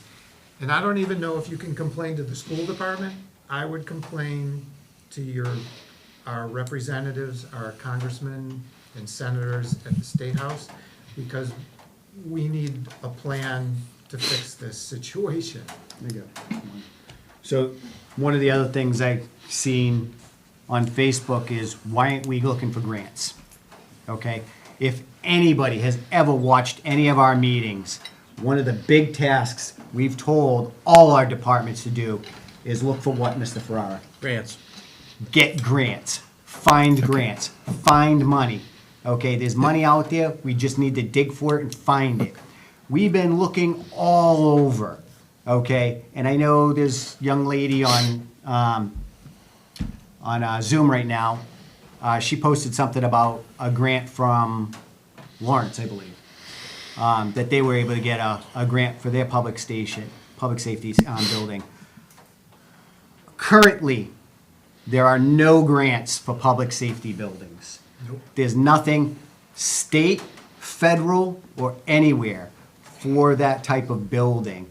There might be for, what is it? EOCs? Special rooms. Special, like an emergency operations center that we'd have to put in the building to do that, or an evacuation point from FEMA. We would have to do certain things to the building to get that classification and have so much room. We'd have to have special bathrooms, and there'd be a lot more design to get that bit of money, and overall, it probably wouldn't be worth it for us to do that because it'd send the costs overrun. We are looking, and I invite everybody, we work as a team. It's not just us. If you can find a grant, if you see a grant out there that we can get, let us know. Yeah. We'll go for it. We will apply for them all. We want to make this as cheap as possible to the residents. We pay taxes too. We don't want to pay the higher taxes. But we see, in the end, this is something that's going to have to be done, whether we do it now, 5 years from now, and I probably don't think it's going to be 10 years because those buildings might not. Yeah. Well, at least the one there, the old town hall, it's having issues, all right? And I will take anybody for a tour. If you don't believe us, I'll walk you through that building and you could see for yourself what's going on in those buildings. It got to the point where even the Friends of the Old Town Hall, is it? We took them through there. And I believe Mrs. Buck said, tear it down. No, that was Madeline. This is Madeline, okay. Tear the building down, okay? And they were trying to save the building by all cost. So we're at that situation. Back to the facts. Yeah. Please. First, I don't want to preempt, I've already spoken once, I don't want to preempt anyone else. So a fact would be, well, I'll ask the question. What would, under the most favorable financing scenario, what would your taxes, how much would your taxes go up? Oh, God. I've got the answer for you, Rich. It's a rhetorical Oh, question. Okay, sorry. It's, any good lawyer knows you don't ask a question you don't have the answer to, okay? So, FinCom too, so. so the most favorable financing would be based on the numbers that were provided in the report, which everyone can see for themselves, assuming a 30-year amortization and a 4% rate, which is questionable, but let's go with some factual things. Yeah. I don't believe the town could get 4%. We don't know what we'd get in the future, so we'll leave that aside. Let's go with what was published. That would be a 20% increase on your taxes. That's the most favorable. So if you're paying $7,000 a year now, if this project got approved, your taxes would then be $8,400. And everyone can do the math themselves. It's 20%, it's a full 20%. That's the most favorable one. Okay, but can I ask you this? Sure. Because if I look at this chart, 30 years, $30 million, 4%, per 100,000, it would be $300. Yeah, okay, so $871, assuming I'll just round it, $300,000 house. Yeah. To be technical, it's like 19.4. I rounded it up to 20. No, that's. Because if I can do that, that makes my point better. Plus, it's even numbers. I just had a thought and it just jumped out. My apologies. Just a quick other factual thing too. Not that it was miscommunicated here, but the current fire trucks all fit in the buildings right now. The current ones do. I know, I just wanted to, it might have got lost in the communication. I just That's want a to good make, point. I just want to make sure that that was clear, that there's no trucks that need to be housed outside right now. Just, yeah, not taken away from your perspectives, Chief. So, again, that's the most favorable rate, and it would probably be more than that because I do question that 4% rate, but that is a factual thing. So there was information that your taxes would double, or the taxes on a $400,000 home would be, Oh, yeah, the $30,000 or something like that. $15,000. Yeah, right. So that's a fact. Your taxes wouldn't double, they would go up 20% Yeah. in the most favorable scenario. And the trucks fit, those were two factual things. Now I'm just gonna go one little bit further here. A couple of questions now that, do the current buildings meet the category risk for structure requirements? And of course, we know the answer is no. And so how is it that we can have departments housed in buildings that don't meet category 4? There's no chance, okay, so here's a question then. Was any kind of a waiver looked into? Well, I think it's a grandfather situation. If we don't. For the touch it- current buildings? If we don't touch it, Okay. it's fine, but as So soon as we, I don't know, but I'll just opine, we're out of the facts realm now, obviously, that it seems like there has to be something other than what I'm going to claim is a false choice. We either keep fire and emergency services and police in inadequate buildings right now, or we spend $25 million plus to get them into something that meets this imposed category 4 category risk. And that goes into my next comment about there has to be a plan B, not necessarily that you guys have to justify all the work you've done. No one's questioning that really. I think there's too much defensiveness about all the work you've done, which has been good. It's certainly not a comment about, is it Tecton? Tecton. Yeah. Tecton. Certainly, the Tecton presentation is thorough and professional, and there's no question about that. And it's not a question even that you guys did or didn't do good work or whatnot. There can be opinions about whether you did as much work as you could have or should have and all that. But that's not the point for tonight's meeting, I don't think, nor should it be the informational meetings. The real issue here before us is if the town does not vote for this. So I'm going to jump back to a factual thing. In order for the town to approve this, it will require a 2/3 approval at a town meeting, not the upcoming June 12th town meeting, but a future town meeting. It'll take a 2/3 vote to pass getting a debt override presented on a ballot, which would require a simple majority vote to pass that. So it would be a two-step process to approve the funding if one of these proposals did go forward. 2/3 vote at town meeting, a majority vote at a ballot initiative that, of course, would happen at a separate time from the town meeting. So that was a little factual thing. Now, so the real issue is, Plan B doesn't mean necessarily we refurb the town hall, or look at the bank, or something at Wrights, or the old Spencer's, or any other facility. The Plan B is, when the town doesn't get the 2/3 vote to put this on a ballot question, what's going to happen? And I've heard at plenty of meetings that, well, what's the cost of doing nothing? I understand that. That's a good question. But it's not addressing the answer to the question, what is Plan B? And so it's in the report that we could do a police station now and a fire station later. Everybody understands economies of scale, and that it would be ideal to do, if we could afford to do a safety complex, that would be the right way to go. But the fact is, this town will not pass this proposals that you've presented. That's not an insult to anyone on the board. It's just a reality. We could have the smartest people in the world, the most virtuous people in the world sitting on the board, not saying that you fit in that category, not saying you don't fit in that category, simply saying it doesn't matter who is presenting these proposals.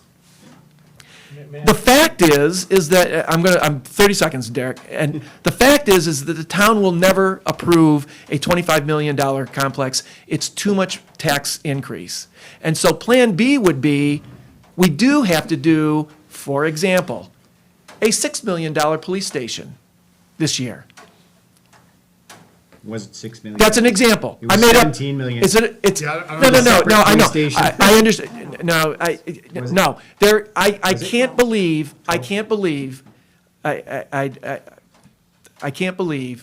that we couldn't and again, I'm not a builder, I shouldn't be proposing any kind of number, but I know we can't do it for 2 million. Right. I know it also won't cost 20 million to do a police station. So whatever the number is, I just chose, for example, 6 million. I think the town would approve getting the police out of the old town hall. But then, as part of Plan B, you also have to address, what do you do with the 3 other buildings if we went forward? Oh, hold on a minute. Sorry. What? May I have your permission to get my charging cable for this, because it's gonna, Yeah, when you go live. all right, yeah, go ahead. You should have just left. Yeah, that's not a problem. I don't want the public to listen. So anyway, I just wanted that cost thing to be presented factually. And again, people can look up the dollar amounts, but they can do the math themselves too. The currently proposed best financing option for the proposed projects would be at least a 20% increase in your taxes. Yeah. Just for this, let alone for all the other, every year, taxes are gonna go up 2 or 3% minimum anyway, but, yeah. Okay, thank you. Yeah, I don't think we've tried to hide the fact that this is a tax hit. I mean, if we were gonna build a school, a police station, a fire station, all this, it's a tax hit. This is how you pay for things, so. Can I talk this time? Yeah, go ahead. After this, if anybody's on Zoom, can you raise your hand to speak? And then after Jim speaks, we'll go to Zoom, just to make sure we get everybody. Jim Fountain, resident. Number one is, I don't care if you buy the bank or do the bank or rent the bank or whatever. I could care less, one way or the other. I don't care. But you made an unfair statement saying that you went down there and there's asbestos, there's this, there's that. You're not qualified to make those accusations. Number two is when you had the study done, I don't know how much money you spent on the study, but nobody came knocking on my door and said, hey, can I go in there? Unless you have architects that can do a design from the sidewalk, no one went in that basement and said, this is not suitable for your class 4 or whatever it may be. That was never the case. So I ask you guys, how many of you drive around in brand-new Cadillacs and live in $1 million house right now? You live within your means, right? So shouldn't the rest of the town live within their means. We have a building that's falling down. That should be the only building we're worried about right now, the only building.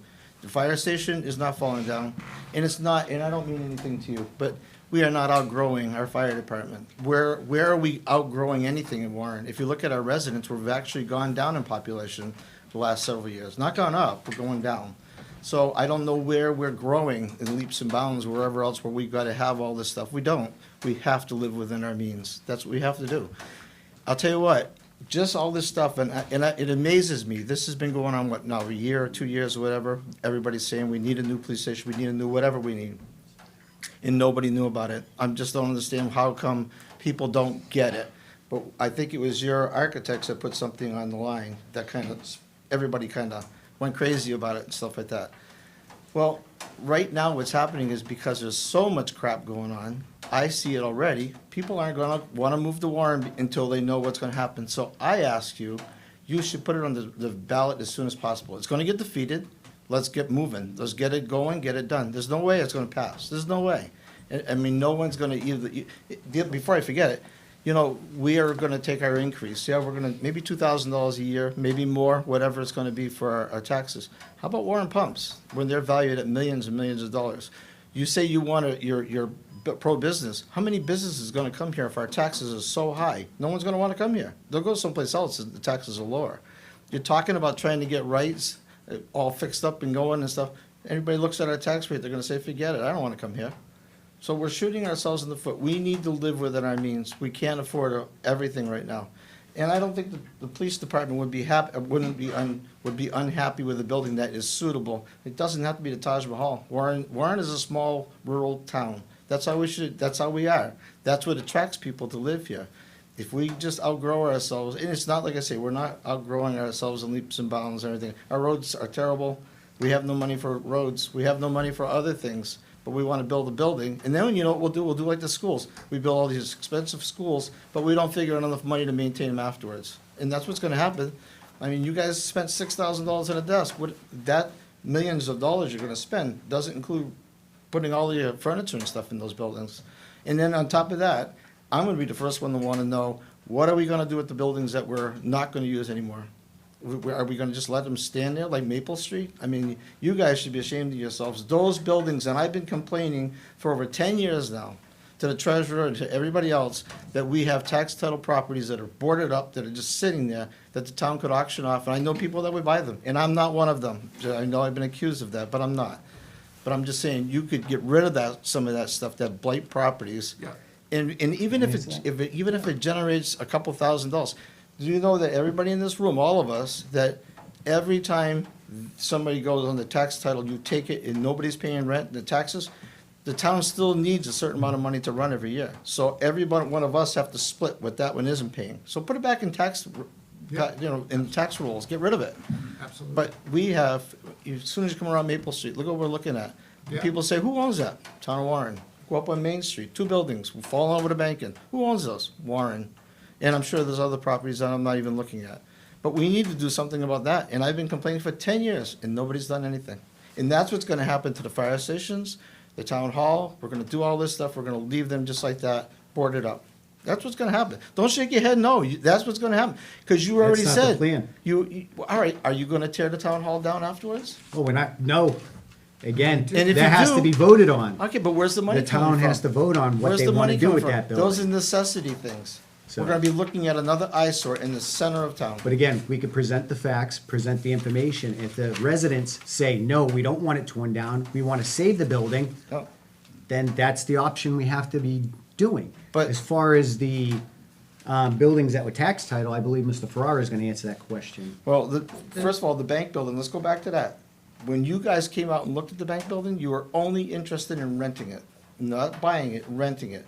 You mentioned to me it needed a generator. Yes, you were renting, you were gonna rent. No, we asked you what it would cost us to sell it to us too. But I, If yeah, the but town I, will buy it. and that was just an off-the-cuff price I gave you. But you did give us a price. But I also said that if you wanted to fix up a certain way, let me know what you wanted, and I would entertain fixing it up before I sold it to the town. No, you said we would have to fix it up. No, I didn't. Yes, you No, I did. didn't, because even if, And you you know said you something, wouldn't put a we can go generator back to in your it either. bids, we can go back to your bids, and your bids will show, when you asked for that, that building was to qualifications, it was, the town was not gonna spend a dime on it. It was rented, so, like I said, you just don't know the facts. Anybody that wants to know the facts, I'm willing to give them the facts. I'm sure you'll So- give me a version of the facts. The truth. But you were wrong in making that qualification that the building has all kinds of problems and asbestos. Does it have and everything else. asbestos? No. There's it no doesn't. asbestos in that building? There is none that I'm aware of. I had it removed. That you're aware of? A long Did you do time. any tests? No, but I'm not good. So What? you don't know? No, but neither do you when you walk around saying there's problems. And you At say it's the not- age of the building, this building has asbestos. Probably does, but Okay? why, we keep Because spending we money know on the it? age of the building, most likely, more than likely, it's gonna have asbestos. Yeah, well, Because asbestos was used in everything. if somebody wants to do a during test on it, construction. they're welcome to do that. I don't care. But that was an unfair statement, and that's the only reason Well- why I wanted to say something. And like I said, our You taxes. can't are say high it's enough. not true because you didn't do the tests. But you can't say it's true, and you didn't even look at it. So, and anyhow, I'm just trying to say that. to argue with the public, We cannot attract people to live here, and the amount of people that will have to sell because they wanna, do you know how many older people that are on fixed incomes? You raise their taxes, that kind of prices, so all these houses will go up for sale, guess what? They won't sell because people can't afford them, because of the taxes. So you should look at that. I'll just say before we go with the abandoned property thing. So they, as part of their analysis, you can see it, Tecton did look at liquidating properties that we move out of. So there was an analysis, Maple Street, 1012 Main Street, 20 Albany Street, one Town Hall Plaza. Well, this includes having a municipal complex, so this building too. But they did look at those possible prices to offset the cost. I think there's a lot more than that too, though. Well- Abandoned properties and stuff like that. Yeah, no, but I'm just saying in the context of this study, they did look at, Even if you generated several $100s out of all of those, that'd be less than people in the town would have to pay for. Yeah.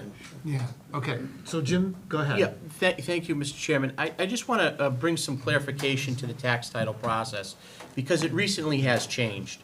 When I first got here on the scene, one of the first things I did was to meet with our tax title custodian, which is our treasurer, Don Swistak, and to understand what properties are out there, how we could potentially liquidate those, where they are in the process, because tax title is a long, involved process.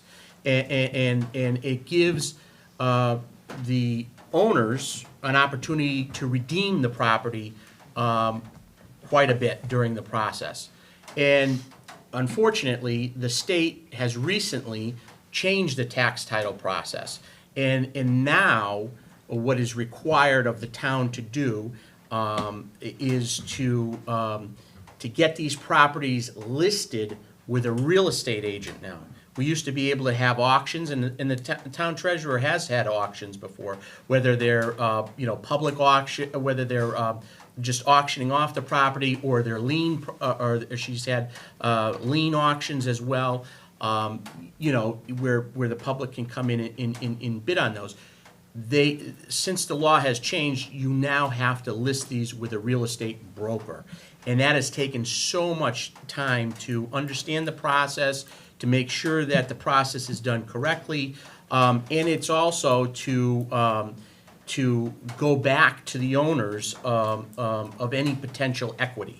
So before cities and towns were able to say, if you were able to auction off, 123 Main Street, and you auctioned it off and it was $100,000 that the auction brought, and the town was to keep that, and say the foreclosure was only for $80,000. Well, the town kept all of that money, that $100,000 that it brought at the auction. Now, because of the U.S. Supreme Court decision, has now said that you have to, give that equity back, that potential equity back to the previous owner. So now the town has to put that money into an escrow account and then try to find any potential heirs or owners of that equity after it has recovered all of its costs for legal and fees and different things to that nature. So that really has slowed down the tax title taking process. I have currently been working with the treasurer to try to see what we can do. We've been in contact with a real estate broker. We're going to be having some information coming out very soon to take care of some of those things. Now, some of these decisions in these tax title takings were done previous to this legislation, so we can have an auction on some of these properties. Some of the newer properties that we've acquired will be required to be listed with a real estate broker and agent. And into the scope of this study that has been performed by Tecton, the scope of this study was for new construction only. The scope did not address anything to do with revitalizing other buildings in town. So that would be a totally different study. That's why nobody was contacted about it. That was not the scope of what this study entailed. Ma'am? Hi, my name is Rachel Lacey. I'm just a retired citizen. I moved back here 24 years ago to be in New England from California. And I'll just tell you, there's no level 4 that's going to withstand any natural disaster in this area. I really don't think so. If we have an earthquake, it's over with all this unreinforced masonry that we have.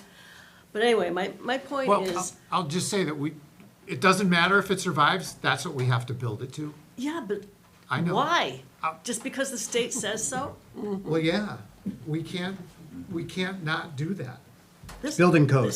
We Yeah, would not get a wonderful. certificate of occupancy. Okay, so I guess one of my I really think that we're just living beyond our means with this project, and I agree with the man who says that it's not gonna pass. I mean, I'm a retired teacher, and I retired early because of COVID. I don't get very much money. My husband only gets over $1,000 a month, Social Security. We're not gonna be able to afford this. But I love a small town. What does Brookfield do? Brookfield has a new police department, right? A new building. Yeah, They didn't pay $30 million. I'm not sure what they did. They have a single police station, I believe, that they got. They were grandfathered. They have just a police station. They don't have a public safety complex. Oh, I know, but we don't need a public safety complex. We really need another place for the police to be. The fire department's okay. It'll last. As far as the town hall goes, can't we get a grant or something to refurbish it? I don't know. The woodwork is beautiful. It's a beautiful building. There's so many buildings that could be, Nothing has come up. You know, the Friends worked on that building for a long time. no grants. Yeah. There's nothing that's worth the money. And you gotta remember, once we put certain amount of money in there, it triggers ADA Yeah, all compliancy. So once that amount hits, we have to make the building ADA compliant. So we gotta be very careful on how much money we spend on the building, because we would have to put an elevator in the building, all In the town handicap hall? ramps. Yeah. Oh, yes. Yeah, It's a heavy- It's not even used. It's a I know, heavy that's bag. why- When is the last time there was a dance in there or a graduation? You hear this from people You gotta, that Oh, yeah, went to can you- school there Sorry. years ago. come up to the mic just because through the cable and everything, they can't really hear you. Oh, I But- just have one other thing. Yeah, after. Couldn't we just partner with West Brookfield like we do with the schools? Well, we have a constant battle with our regionalization agreement, so Regionalization's and how not you're gonna that great. share our police with another town and our fire with another town? I don't know. Well, I think they respond to a lot of cases here and there, don't they? Don't we help each other out? And where would the police station go? You know what I mean? Well- Like, when you start getting down to the details, let's say we put it in West Brookfield. Well, that's not really good for West Warren.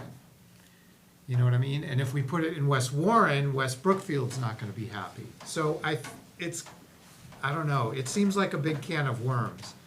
On the It's a face real of big it, can of worms. I just think that we need, with $30 million, $25 million, that's just ridiculous. I think we could do it for less. thank you.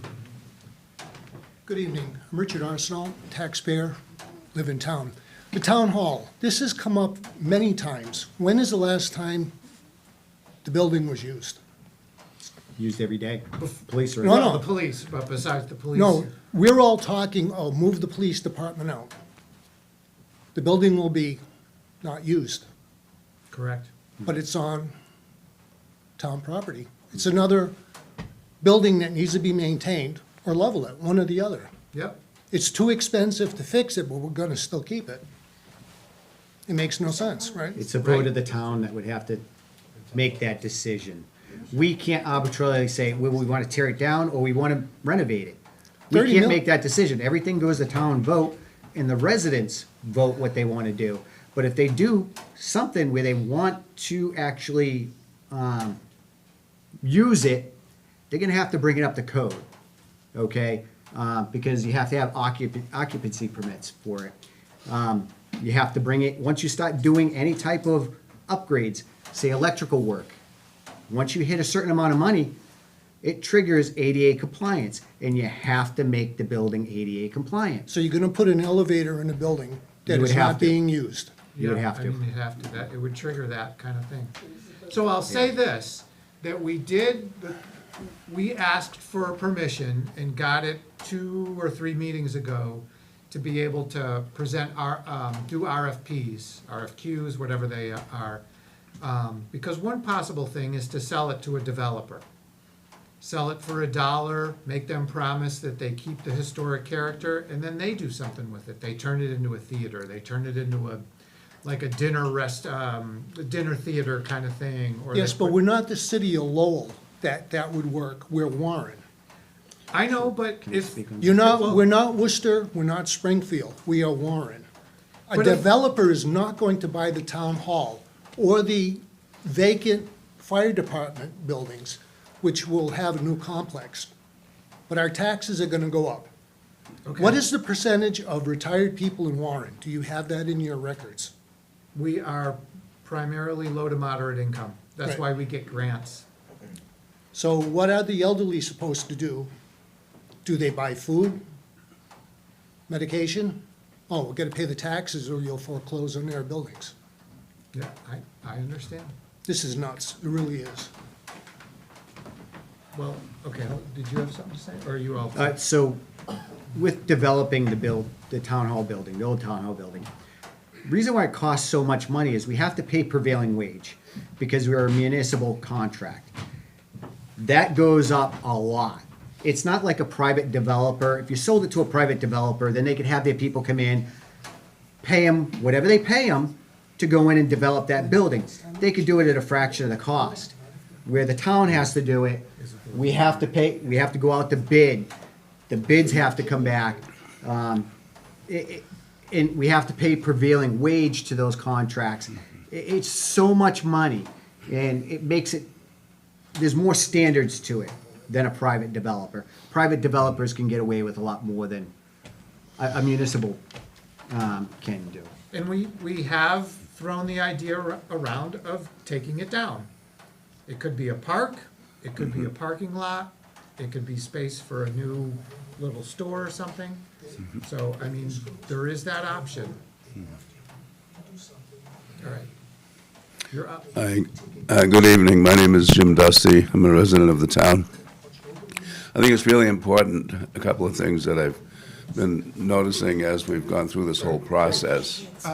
Could I call silence in the public, please? Yeah, Can't please. hear, we can listen. What I have to say is important, so listen up. Just kidding. So anyway, I've been up here a few times talking about this. I have a really intimate involvement with the old town hall. I was the custodian taking care of that building and other buildings for 5 or 6 years, I guess. But I first want to say, commend the selectmen and the manager for all you've done to try to get this problem solved. And it is a big problem. Chairman, he was a chairman then, Brother Dufresne, condemned the old town hall police department about 3 or 4 years ago. Condemned it, not said, gee, it's not a police department, you ought to get out. It's been condemned, it's still condemned. Someone's gonna get hurt. Besides, I already got hurt. I lost my ability to be an EMT and my ability to be the janitor in town because the stairs collapsed in the building. And I say that because I don't know how many people in town know that, because it's a condemned building. The stairs collapsed in the basement. So I'm not saying it for you to feel sorry for me, but it's a condemned building. My concern is this. When the Tecton did the assessment and the proposals, the numbers of 30 million, 25 million, whatever it was, I believe killed it, absolutely killed it. I don't know why, and I think it's important to take our time on this. I think Jim wanted to do something right away and have a vote. I think we really have to get together. I've never seen a crowd like this show up to talk about this. It's excellent. There are more people in this room than were at the first presentation There at are. the school. Shame on us, because, you know, anybody that's concerned about their taxes, you ought to be in this building, talking about it, working things out, solving the problem. What concerns me is when that vote comes up, whether we're gonna get a 25 or $30 million public safety complex, it's going to die. If I were a betting person, I wouldn't bet that it's gonna get passed. I'll vote for it, to be honest with you, because I think the town has to move forward by doing the right thing. And I know people are gonna suffer, but, you know, are we all gonna be a welfare town? Is that where we're headed? We can't do that. But when it's not approved, when it's not voted, what happens then? We all go home. The fire station is old, both Station A and B. The chief is absolutely right. The town needs a new facility, but it's not condemned yet, okay? The police department, okay, what's gonna happen when we all go home and the police are in a condemned building, okay? And I have to tell you, there are things in that building that can really, really go wrong overnight. I don't need to talk about it. I have a copy of the report that I was actively involved in soliciting the forensic engineering firm that looked at it. Something bad is going to happen in that building. Mark my words. So we can't just say, there's no plan B. We're going to throw all of our money on the crap table and hope that something sticks and we got a $30+ million facility. Wonderful. I don't think it's going to happen. So what do we do in the meantime? Think it through, take our time, but don't just walk away when it's not approved and the police are still sitting there. It's not fair to them. They don't deserve that. They absolutely. I remember when the generator didn't work. It's a 1998 generator. I walk in and they have candles for lights. Candles. Okay? Something's wrong with that. You know, and you know, I love this town, but we better start, you know, showing up for the meetings. Show up. Show up for the meetings. And we'll figure it out. That's all I have to say. Thanks for your time. Why don't you do this? Why don't you, will that company break out just the police department? Can they do that somehow? And They kinda did. shrink Yeah, they it? did do it. If you Okay, look- then why don't you actually go for bids and see what the bids would come in at? You're saying 20 million, 30 million? Maybe It the is bids will come in 12 at 6 million, million. right? How much? It was 12. 12 on a police department? 10 and change. And then you just shave it down a little bit. You Was don't it 10 have to be change? that much. 10 and change. Well, I think if you could get it down a little bit more, you actually go out to bid, see what it comes out to, then maybe. This is the whole purpose of these meetings. Yeah, but. Is to get information and talk and Yeah. work things out. Overall, we have a big problem because the infrastructure is failing throughout the town. Yeah. And we're trying to fix everything, make it cost efficient one time, so we don't have to keep on revisiting this and going through all this. I'm just saying, I don't think you should do the whole thing now. I think you should just do the police department, and maybe you can shave some things down to get it to where realistically the town can afford it. And I think that would fly, and that would be a good plan B. But if you do nothing, I'm telling you right now, if it goes on the town hall floor, it won't pass. There's no way. And right now, like I say, I don't have anything against the fire department, but it's just, they're not in dire need like the police department has been for several years. Yeah. So Have you been in the building lately? In the town hall? Yeah. The old town hall? Well, a year or so ago. A year ago? Yeah. Oh, okay. Like downstairs in the basement and all that? Yeah, it's not a place I want to be. Yeah, no, it's not. So you can, you can see the concern. And I'm not against it, building a building, but I'm against building the best and the biggest. I don't think that's a great idea. I think we don't need it. And I bet you the police department would be very happy with just having a new building.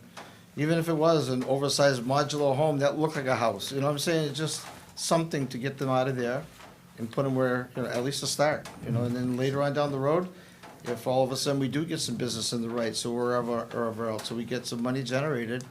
I gotta bring up one more thing. The sewer plant. The townspeople or some people are upset because the town's supporting some of the sewer department where they think it should be self-sufficient, which it was at one time.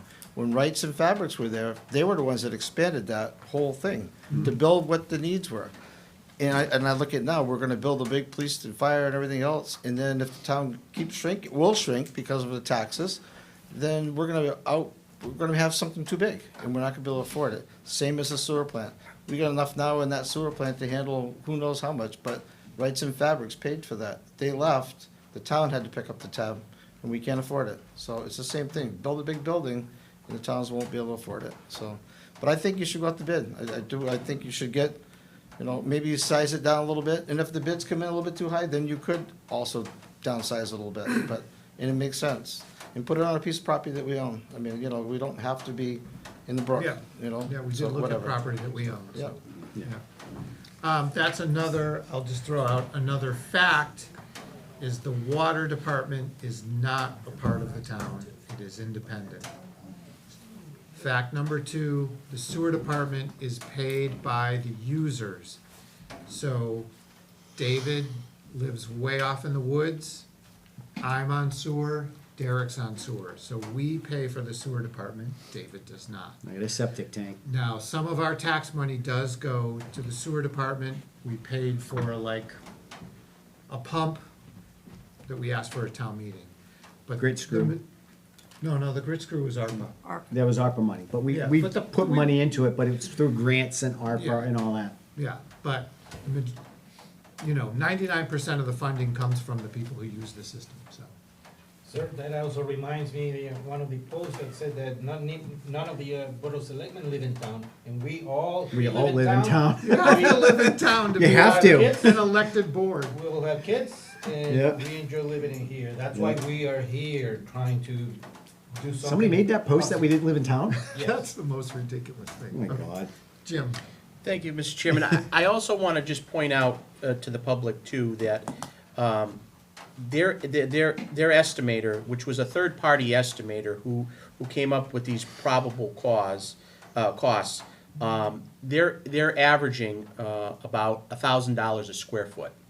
So depending on how much square footage either the police or the fire department need, and that was all done with a programming analysis that's in the report that details every function that each department does and goes through every square foot of each building.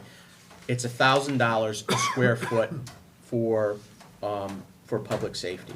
And some of the comments that were made about, level 4 in today's standards, those are all correct. Those are all required by state and federal codes that we have to follow. Just like if your house was built, say, 20 years ago. The codes have changed since then. There's new codes now if you want to build a house, and I'm sure Mr. Fountain knows those codes like the back of his hand. And you have to now have all these energy efficiencies. You have to have charging station, an EV charger in your garage. You have to do these green stretch codes. The codes have changed. And that's not because of the local authority. That's because of the state and the federal laws that we have to follow. And so if we want to continue to get these grants and we want to be competitive with, obtaining money from the state and federal government, we have to follow these codes. And there's an interesting analysis, just as you're thinking about, this. In here, option of probable costs. If the police station was built today, the fire station in 18 months, it would cost almost another $2 million for the entire project, just by waiting.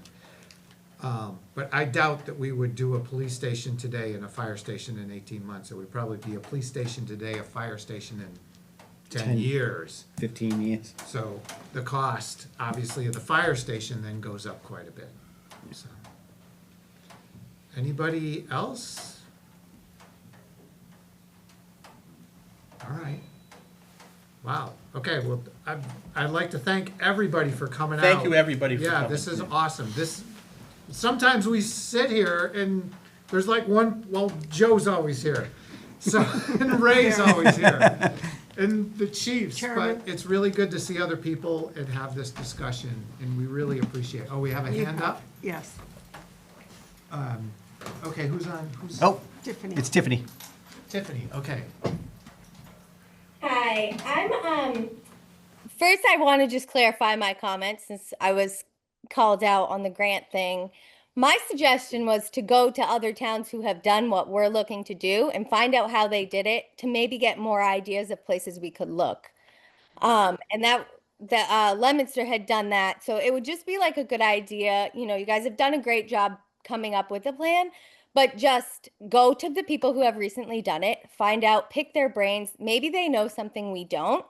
We have a representative that lives in town that I'm kind of wondering why he's not here, actually. That could also be a good resource for us to talk to. And the big concern I heard too here was, particularly from the board, is that if it goes a certain way, it has to be ADA compliant. We are a town with a lot of elderly people. We should always be ADA compliant. We should not be picking and choosing on sizes and things. Cannot be ADA compliant. Can you hear me? No, we lost you for a minute, Tiffany. Can you hear me now? Yes. Okay.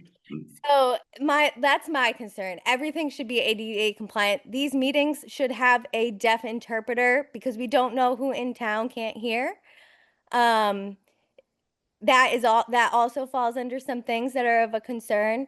The Rights building that some people have suggested is a great idea, except me personally, I have concerns knowing that there's PFAs in that building and in the water near there, as they're extremely hazardous, and I'd want to know going forward what we're doing to clean that.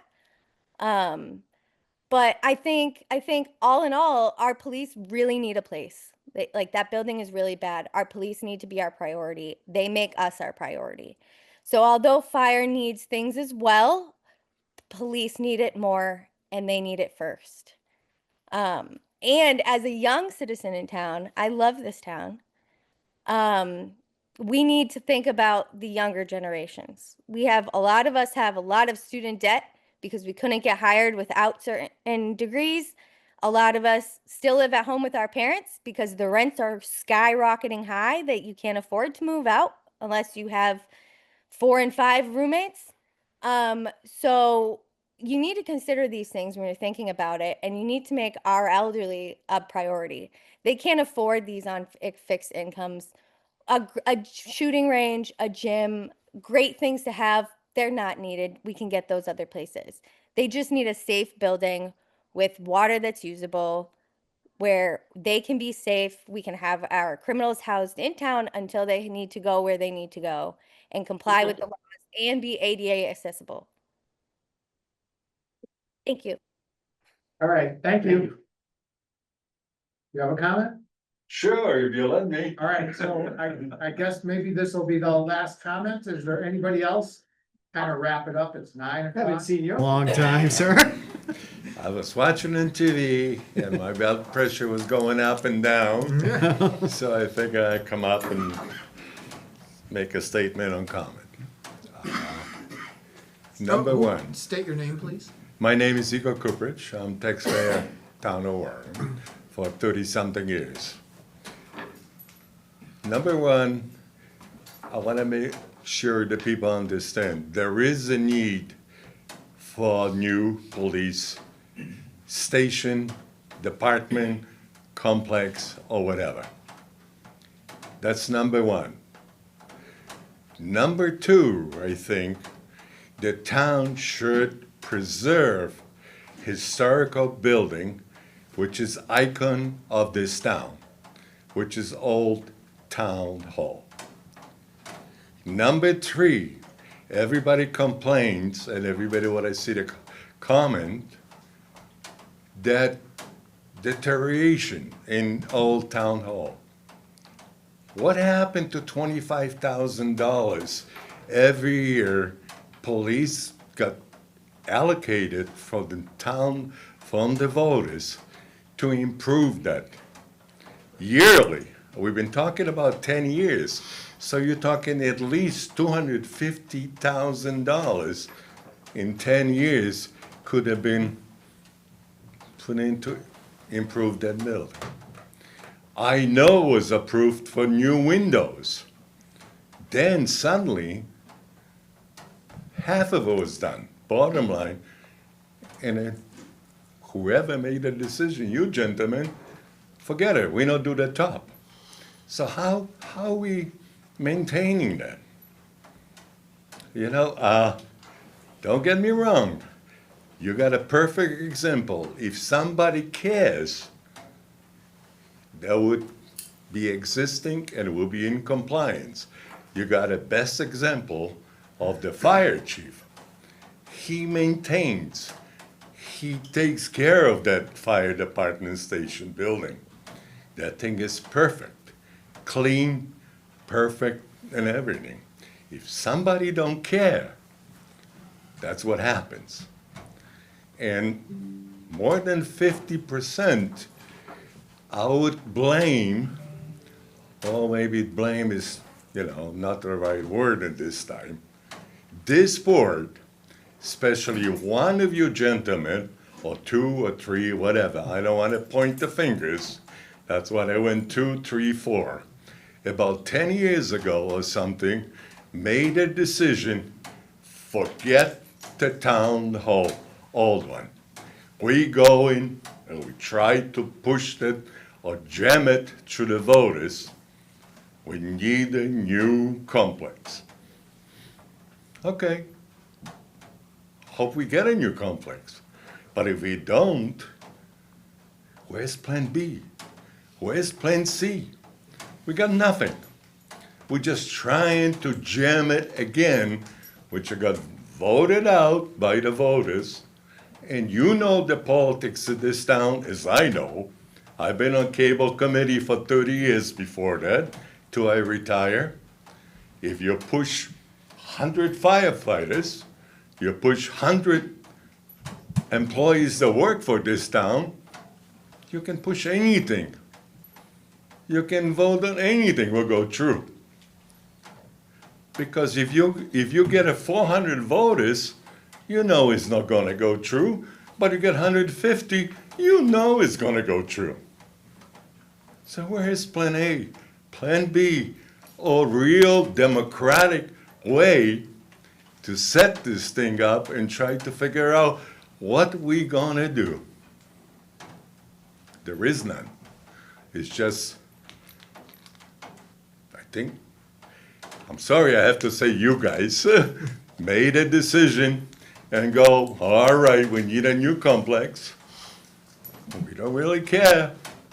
I mean, we do care, we say, because we need your votes when we go for re-election, but we don't really care. 30 million? Okay, well, let's do it. But what happens if we don't get it? Is there a plan B? No. Is there a plan C? No. So what are we going to do? For another 10 years, we're going to be discussing, and price is going to go up and up and up? Nothing goes down, you guys know that. Why does it take so long to settle things? One, it was voted about 5 years ago, 7 years old. we're gonna go try to maintain the town hall. Money was allocated. And I'm not saying we should do that, even though my wife was on the Friends of, Town Hall. I'm not saying we should do it, but let's put something so everybody can agree, or so everybody can actually say, okay, we can swing it.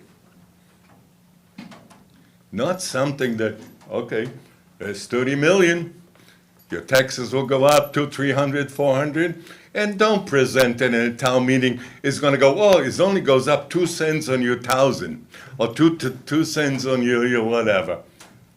The numbers don't end up that way if you present that way, you know? That's all. I'm sorry, I was watching the TV, it just boiled me of some of a misrepresentation and explanation how you or whoever works for the town or whoever is associated with the town presents that. You know?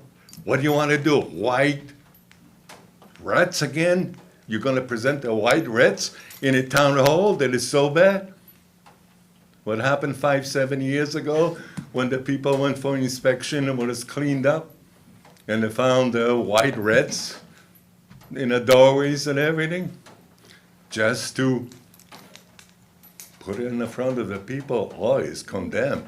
Of course it's condemned. But what happened? Did anybody see the receipt of a $25,000? What police department or whoever's in charge of, I'm not trying to blame police department, in charge of that building, expenditures to how to improve it.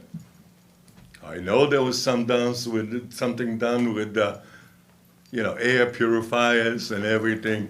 Friends of Town Hall cleaned the place up one time. Tires were gone and everything was gone. So it's clean. $25,000, little by little by little improvement in 10 years.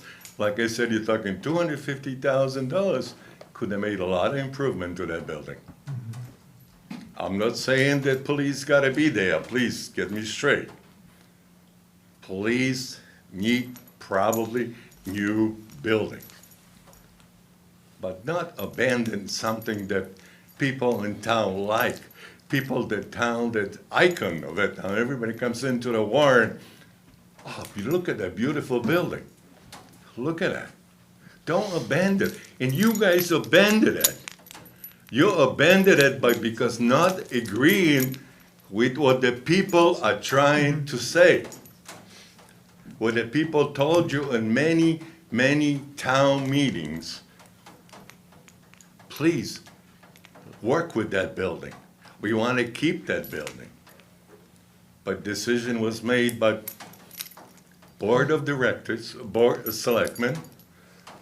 Well, yes, we do agree with it, but we don't want to take care of it, actually. We don't want to really anything to do with it. We're going to sell it for $1.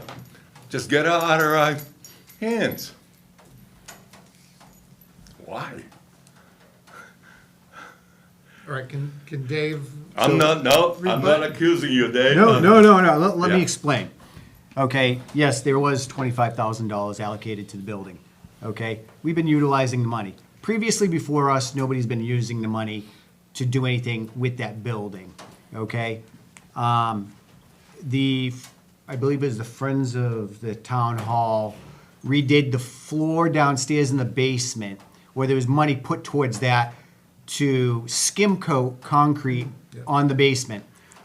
Well, that didn't work because now it breaks up like it's walking on ice.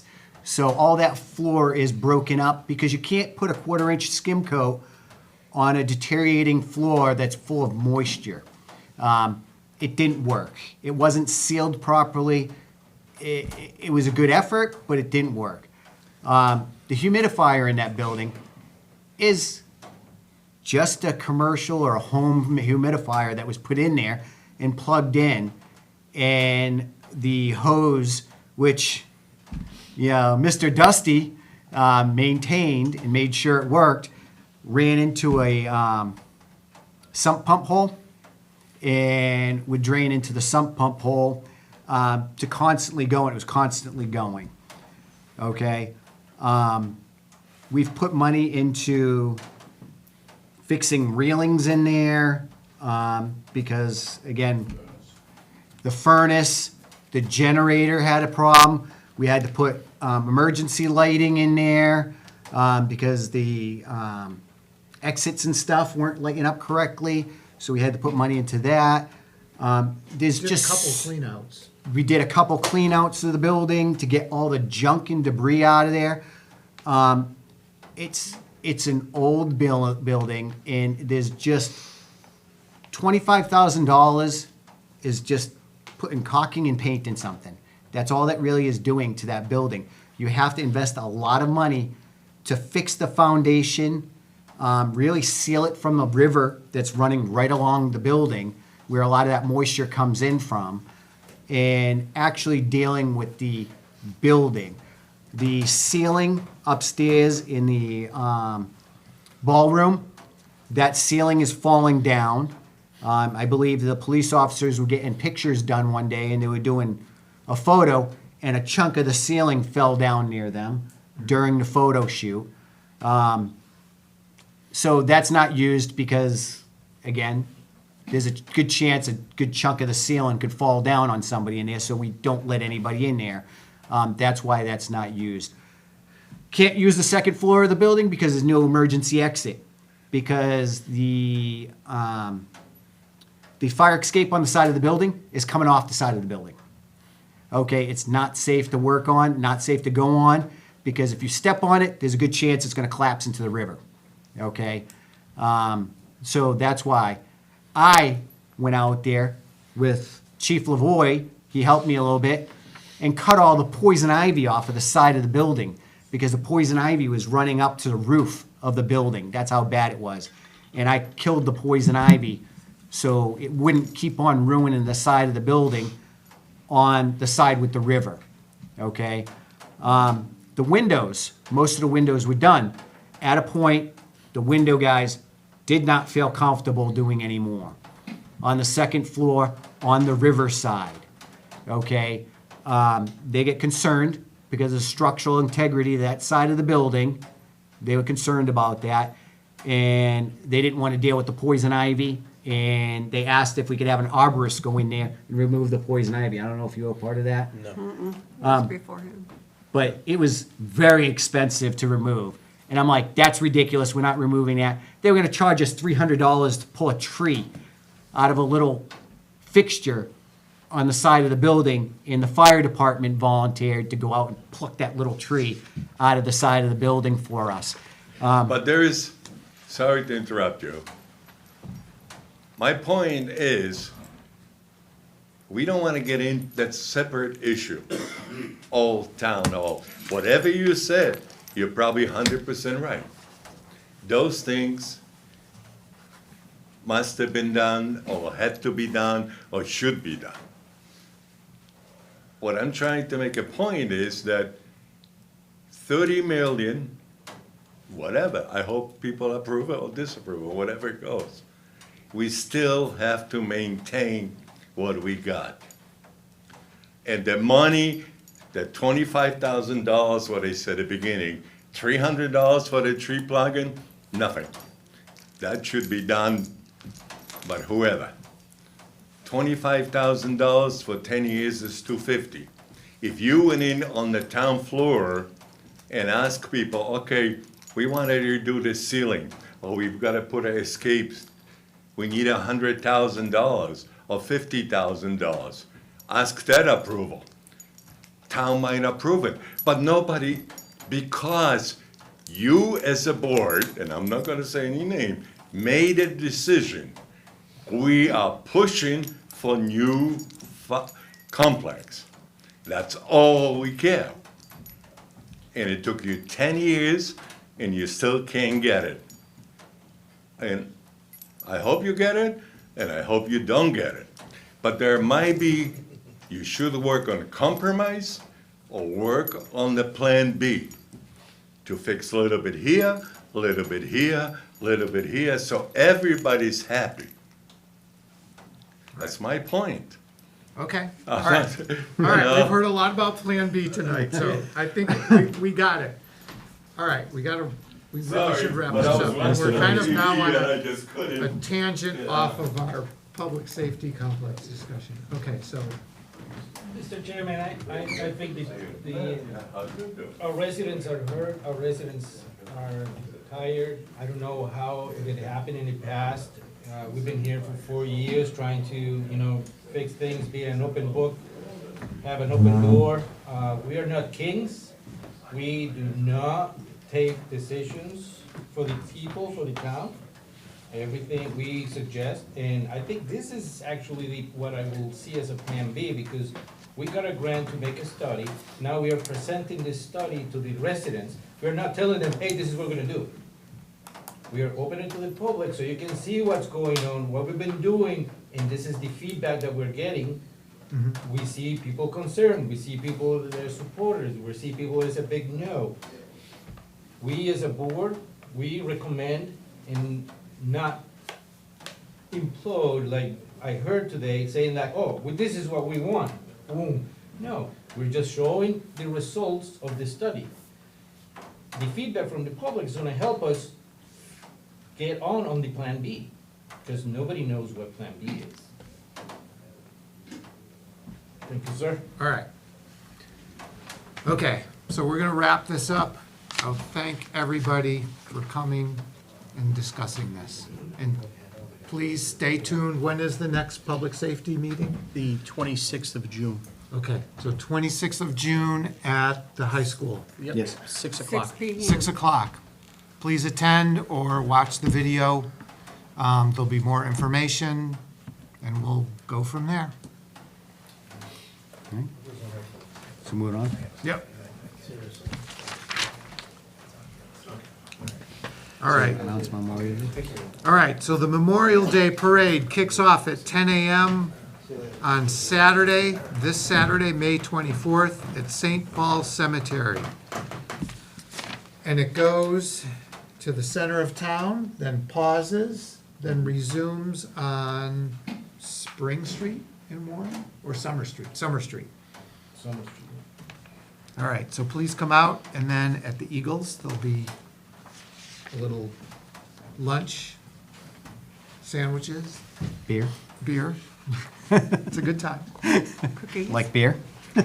Cookies. All right, Cookies warrants good and too. bills.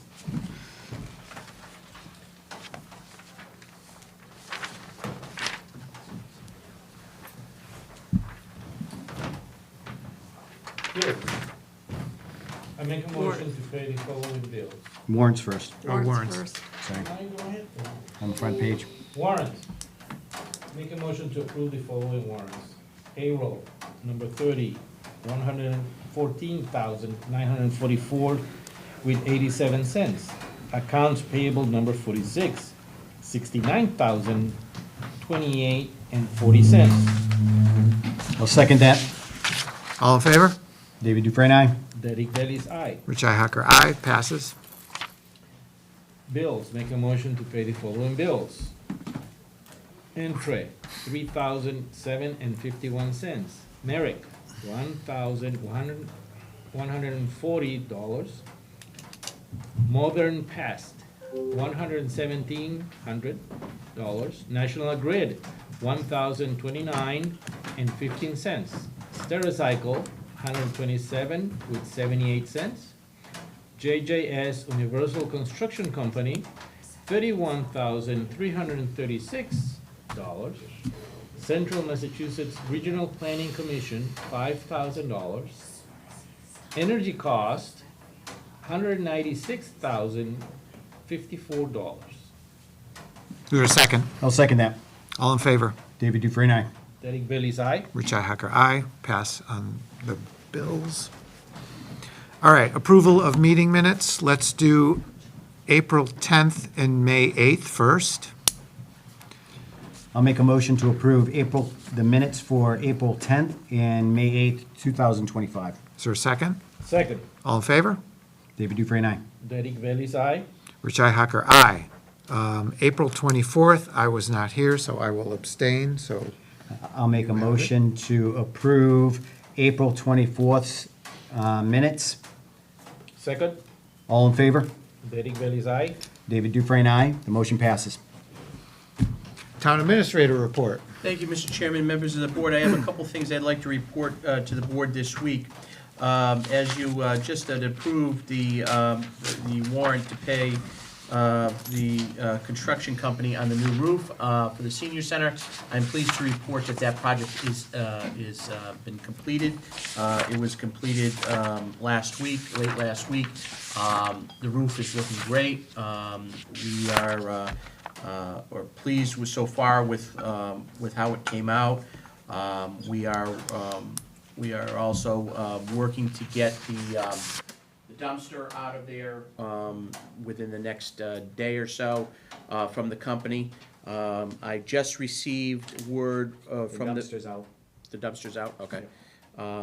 Just received word from the building commissioner that he's closed out the permit.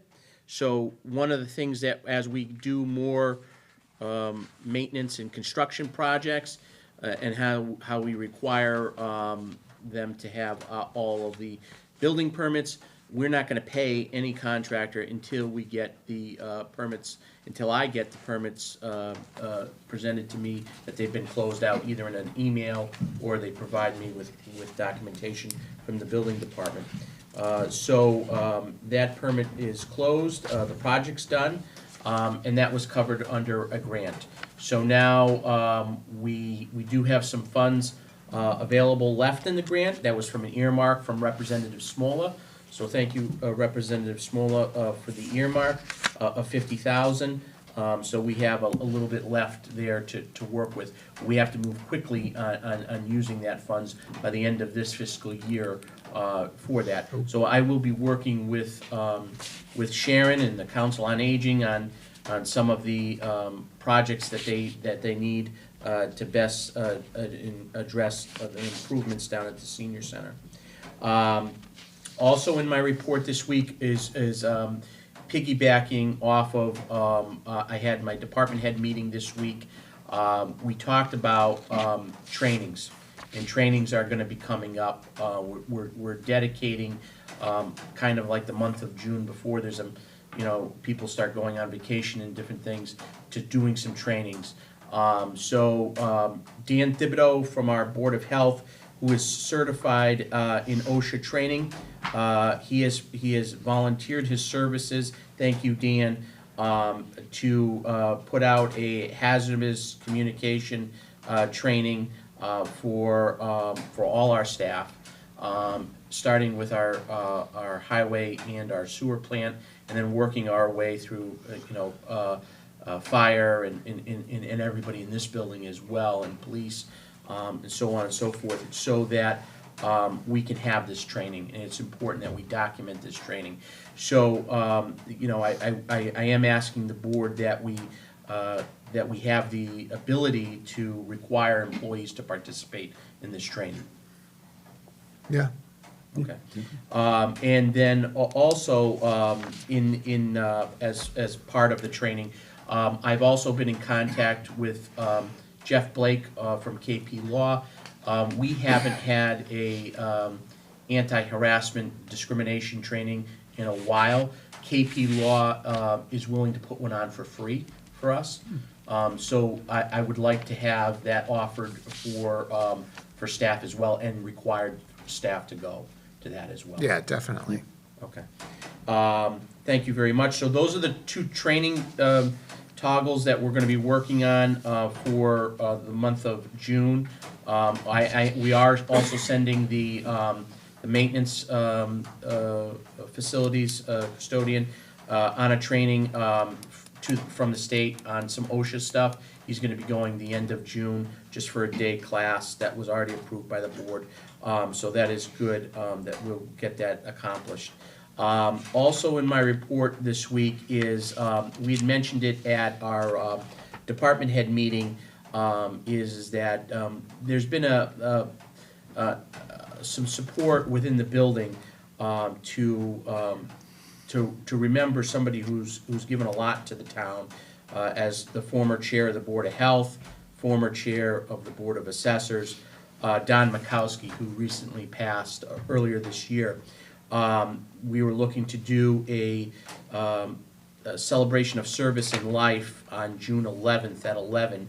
I was going to purchase a tree and see if we could plant one next to the flagpole outside here at the Shepherd Building in his honor, and have a brief ceremony there for that day. I wanted to get the board's permission if they had any concerns about us planting a small tree out there. I don't have a problem. Well, I don't think you can put it right underneath the flagpole. Well, no, off to the side of the flagpole. Okay, yeah. Yeah, Jimmy, you're buying this yes, from your own money? yes. Let us know, we'll pitch it. Yeah, that's fine. Yeah. We all put from our own money to buy the tree. Split it 4 ways. Okay, all right. He's gonna find $100,000 tree now. No. A small tree, just something there, and, we encourage all staff to come outside to participate in the service. That's a Wednesday. Yeah. And then, also this week, I wanted to let the board know that, we also are wrapping up our energy, efficiency project. That payment, for Energy Conservation Inc. is going out, for the heat pumps, the weatherization, their permits have also been approved by the building commissioner. I just got word of that today. And those would be paid for throughout of our state grant. So we're gonna be closing out some grants in the next few weeks as we're getting towards the end of the fiscal year. We had a discussion at our department head meeting for departments to make sure that they're going through their budgets. If they see any line items that maybe needed a transfer, the FinCom is meeting. But they're meeting sporadically, so I've asked departments to please let me know immediately if there's a need for a line item transfer, so that I can work with the FinCom to get a meeting scheduled, so we can get this addressed. Tonight, the board closed out the special town meeting warrant. We're gonna get that posted tomorrow. So we're on our way to town meeting. So both warrants are closed. They were reviewed by the town council, and we're ready to go. So town meeting will be June 12th. All right. Okay, any questions? One thing, I would find out from Don's relatives, see what kind of tree he liked. Maybe we can get something, maybe he liked a particular type of tree. And we Just could to do make that. it symbolic. Yeah. We're gonna reach out to, family members, invite them obviously to the celebration. And if they wanna say a few words. I know some of his friends had contacted some people here, and the word got back to me, and they would like to go to the ceremony as well. So Yeah, great. obviously, anybody who's had a connection to Don is more than welcome to attend. Okay. All right, anything else? I'm good, sir. Thank you very much. All right, thank you. Yep. New business. Old business? Flags. They're upstairs, but I haven't heard back from National Grid yet because I couldn't send out emails off of my computer outside of the town. And I called Entree and they said they fixed it, so I sent them all out. They didn't fix it, so they just said they fixed it again. I sent it out again. I haven't heard back. It would have been nice to have the flags out, but it looks like it's gonna be a July 4th thing. But they are here. They're upstairs in the veterans. Yeah, even if we did get permission, putting them up tomorrow in a rain and lightning storm is probably not the best idea to do. Yeah. Ah, come on. I don't think Jimmy's gonna wanna be out there holding the ladder for me. Although you might make a lot of people happy if you just kinda dump that ladder when I'm at the top. No, wait for the lightning to strike you. Those It's much lightning more bolt dramatic. comes down and gets me, boom.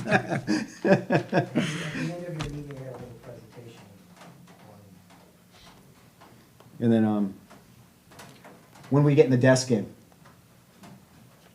You're sitting there. Oh, Oh, stop. it's here.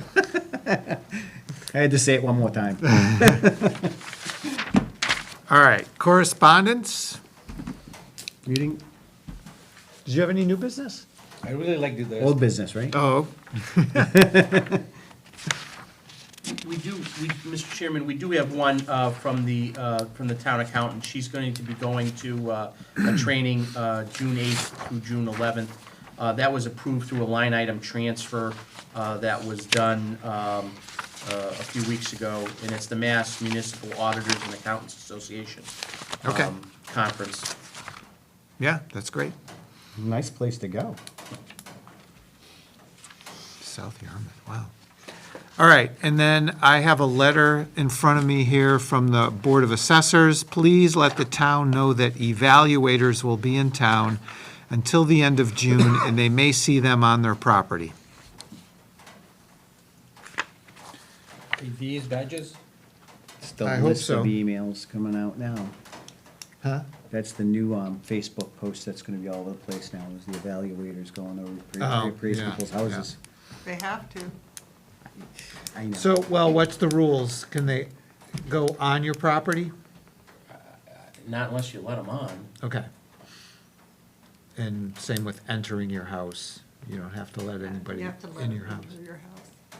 Huh? You do have to give permission to enter your house. Yeah, You have to they need give permission. They can't just walk in. No, But you don't have to let them in your house. no. Okay. All right. Any other correspondence? Nothing, sir. All right. Comments and concerns? Any comments and concerns? I think it's time to get out of here. Yeah, I know. Jim, you have something? Yeah. You want to go fast? You have the, Quick couple minutes. I have. Oh, he's got the flags. I'm Oh, he gonna- does. I'm gonna unplug the, do you need the photos or you want to just go with this? If you want to bring up photos real quick, if you can. do your thing. I'm gonna unplug this to get the pictures. Okay, so And flags if came in, Facebook- but they're, If Facebook dies, it's because we ran out of battery. And so hope for the best. Go ahead, Jimmy, sorry. so the flags that we're talking about, they finally came in.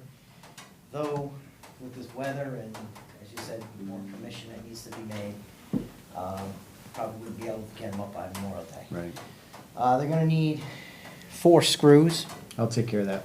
and once the bracket's on the pole, it'll be able to stay, I imagine. But they are fairly large. Yeah, how high are they go? You can only go up so high. We had the Yeah. restrictions from National Grid previously. So it's a fairly large, it's got plastic. Don't hit the ground. Keep it up.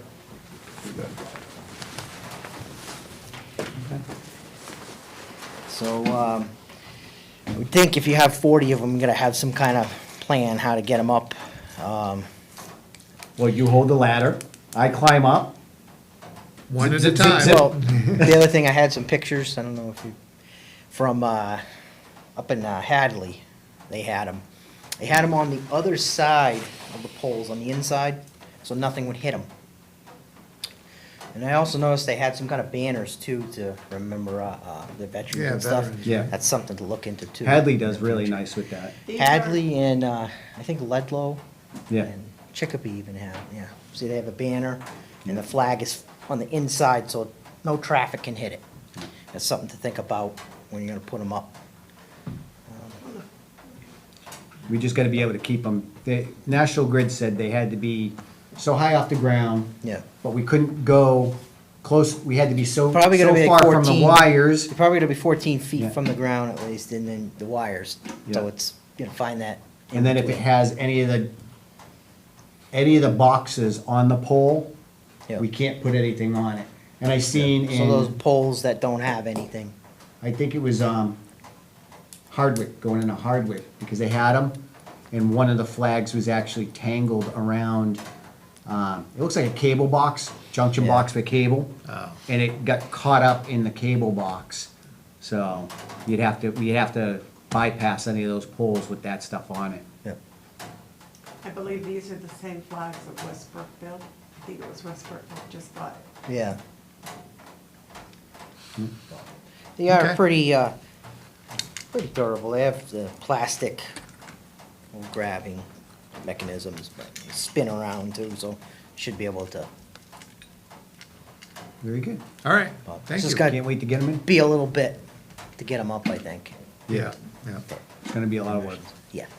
Can So if the, any, the- I assume if you get any volunteers, Can the truck from the highway department help you go up like this?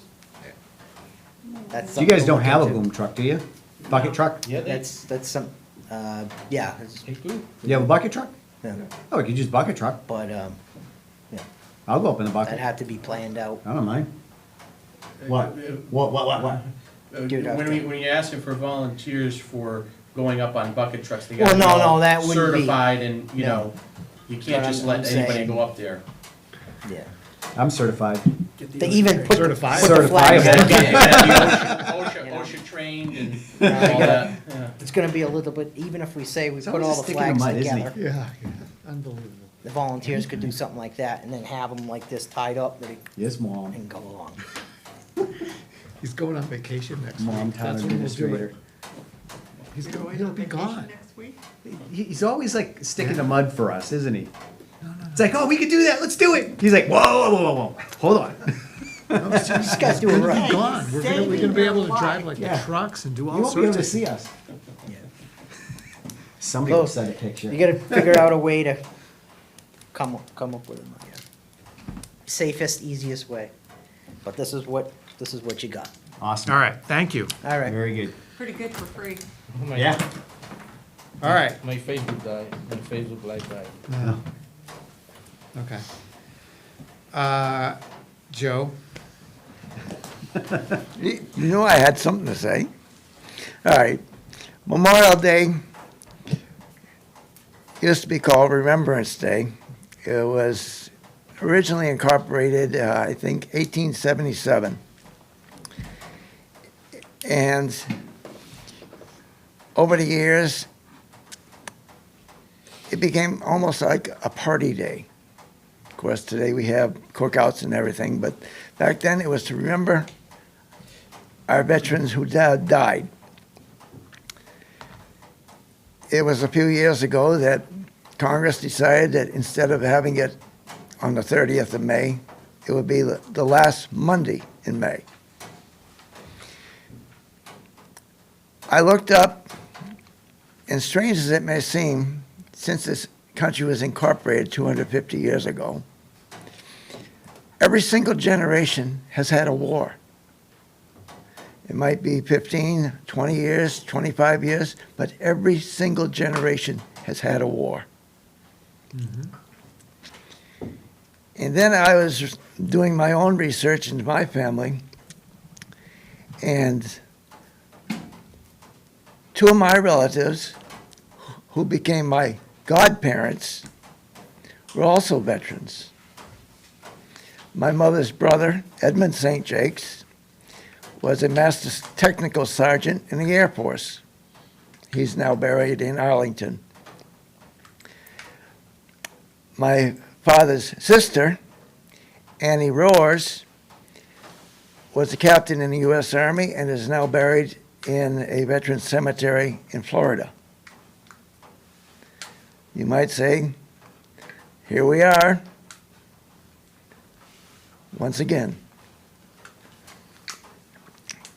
I am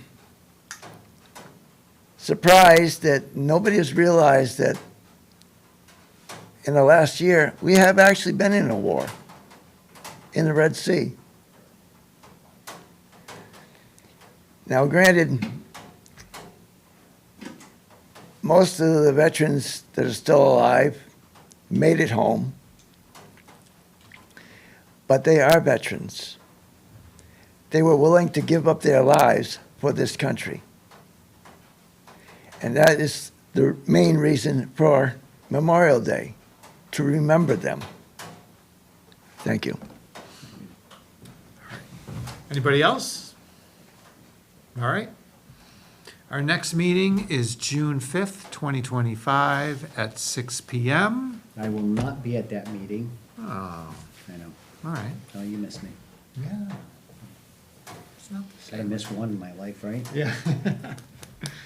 All right, is there a motion to, I'll make a motion to adjourn. is there a second? Second, All in favor? David Dufresne, aye. Derek Bailey's aye. Rich I. Hacker, aye. We are adjourned.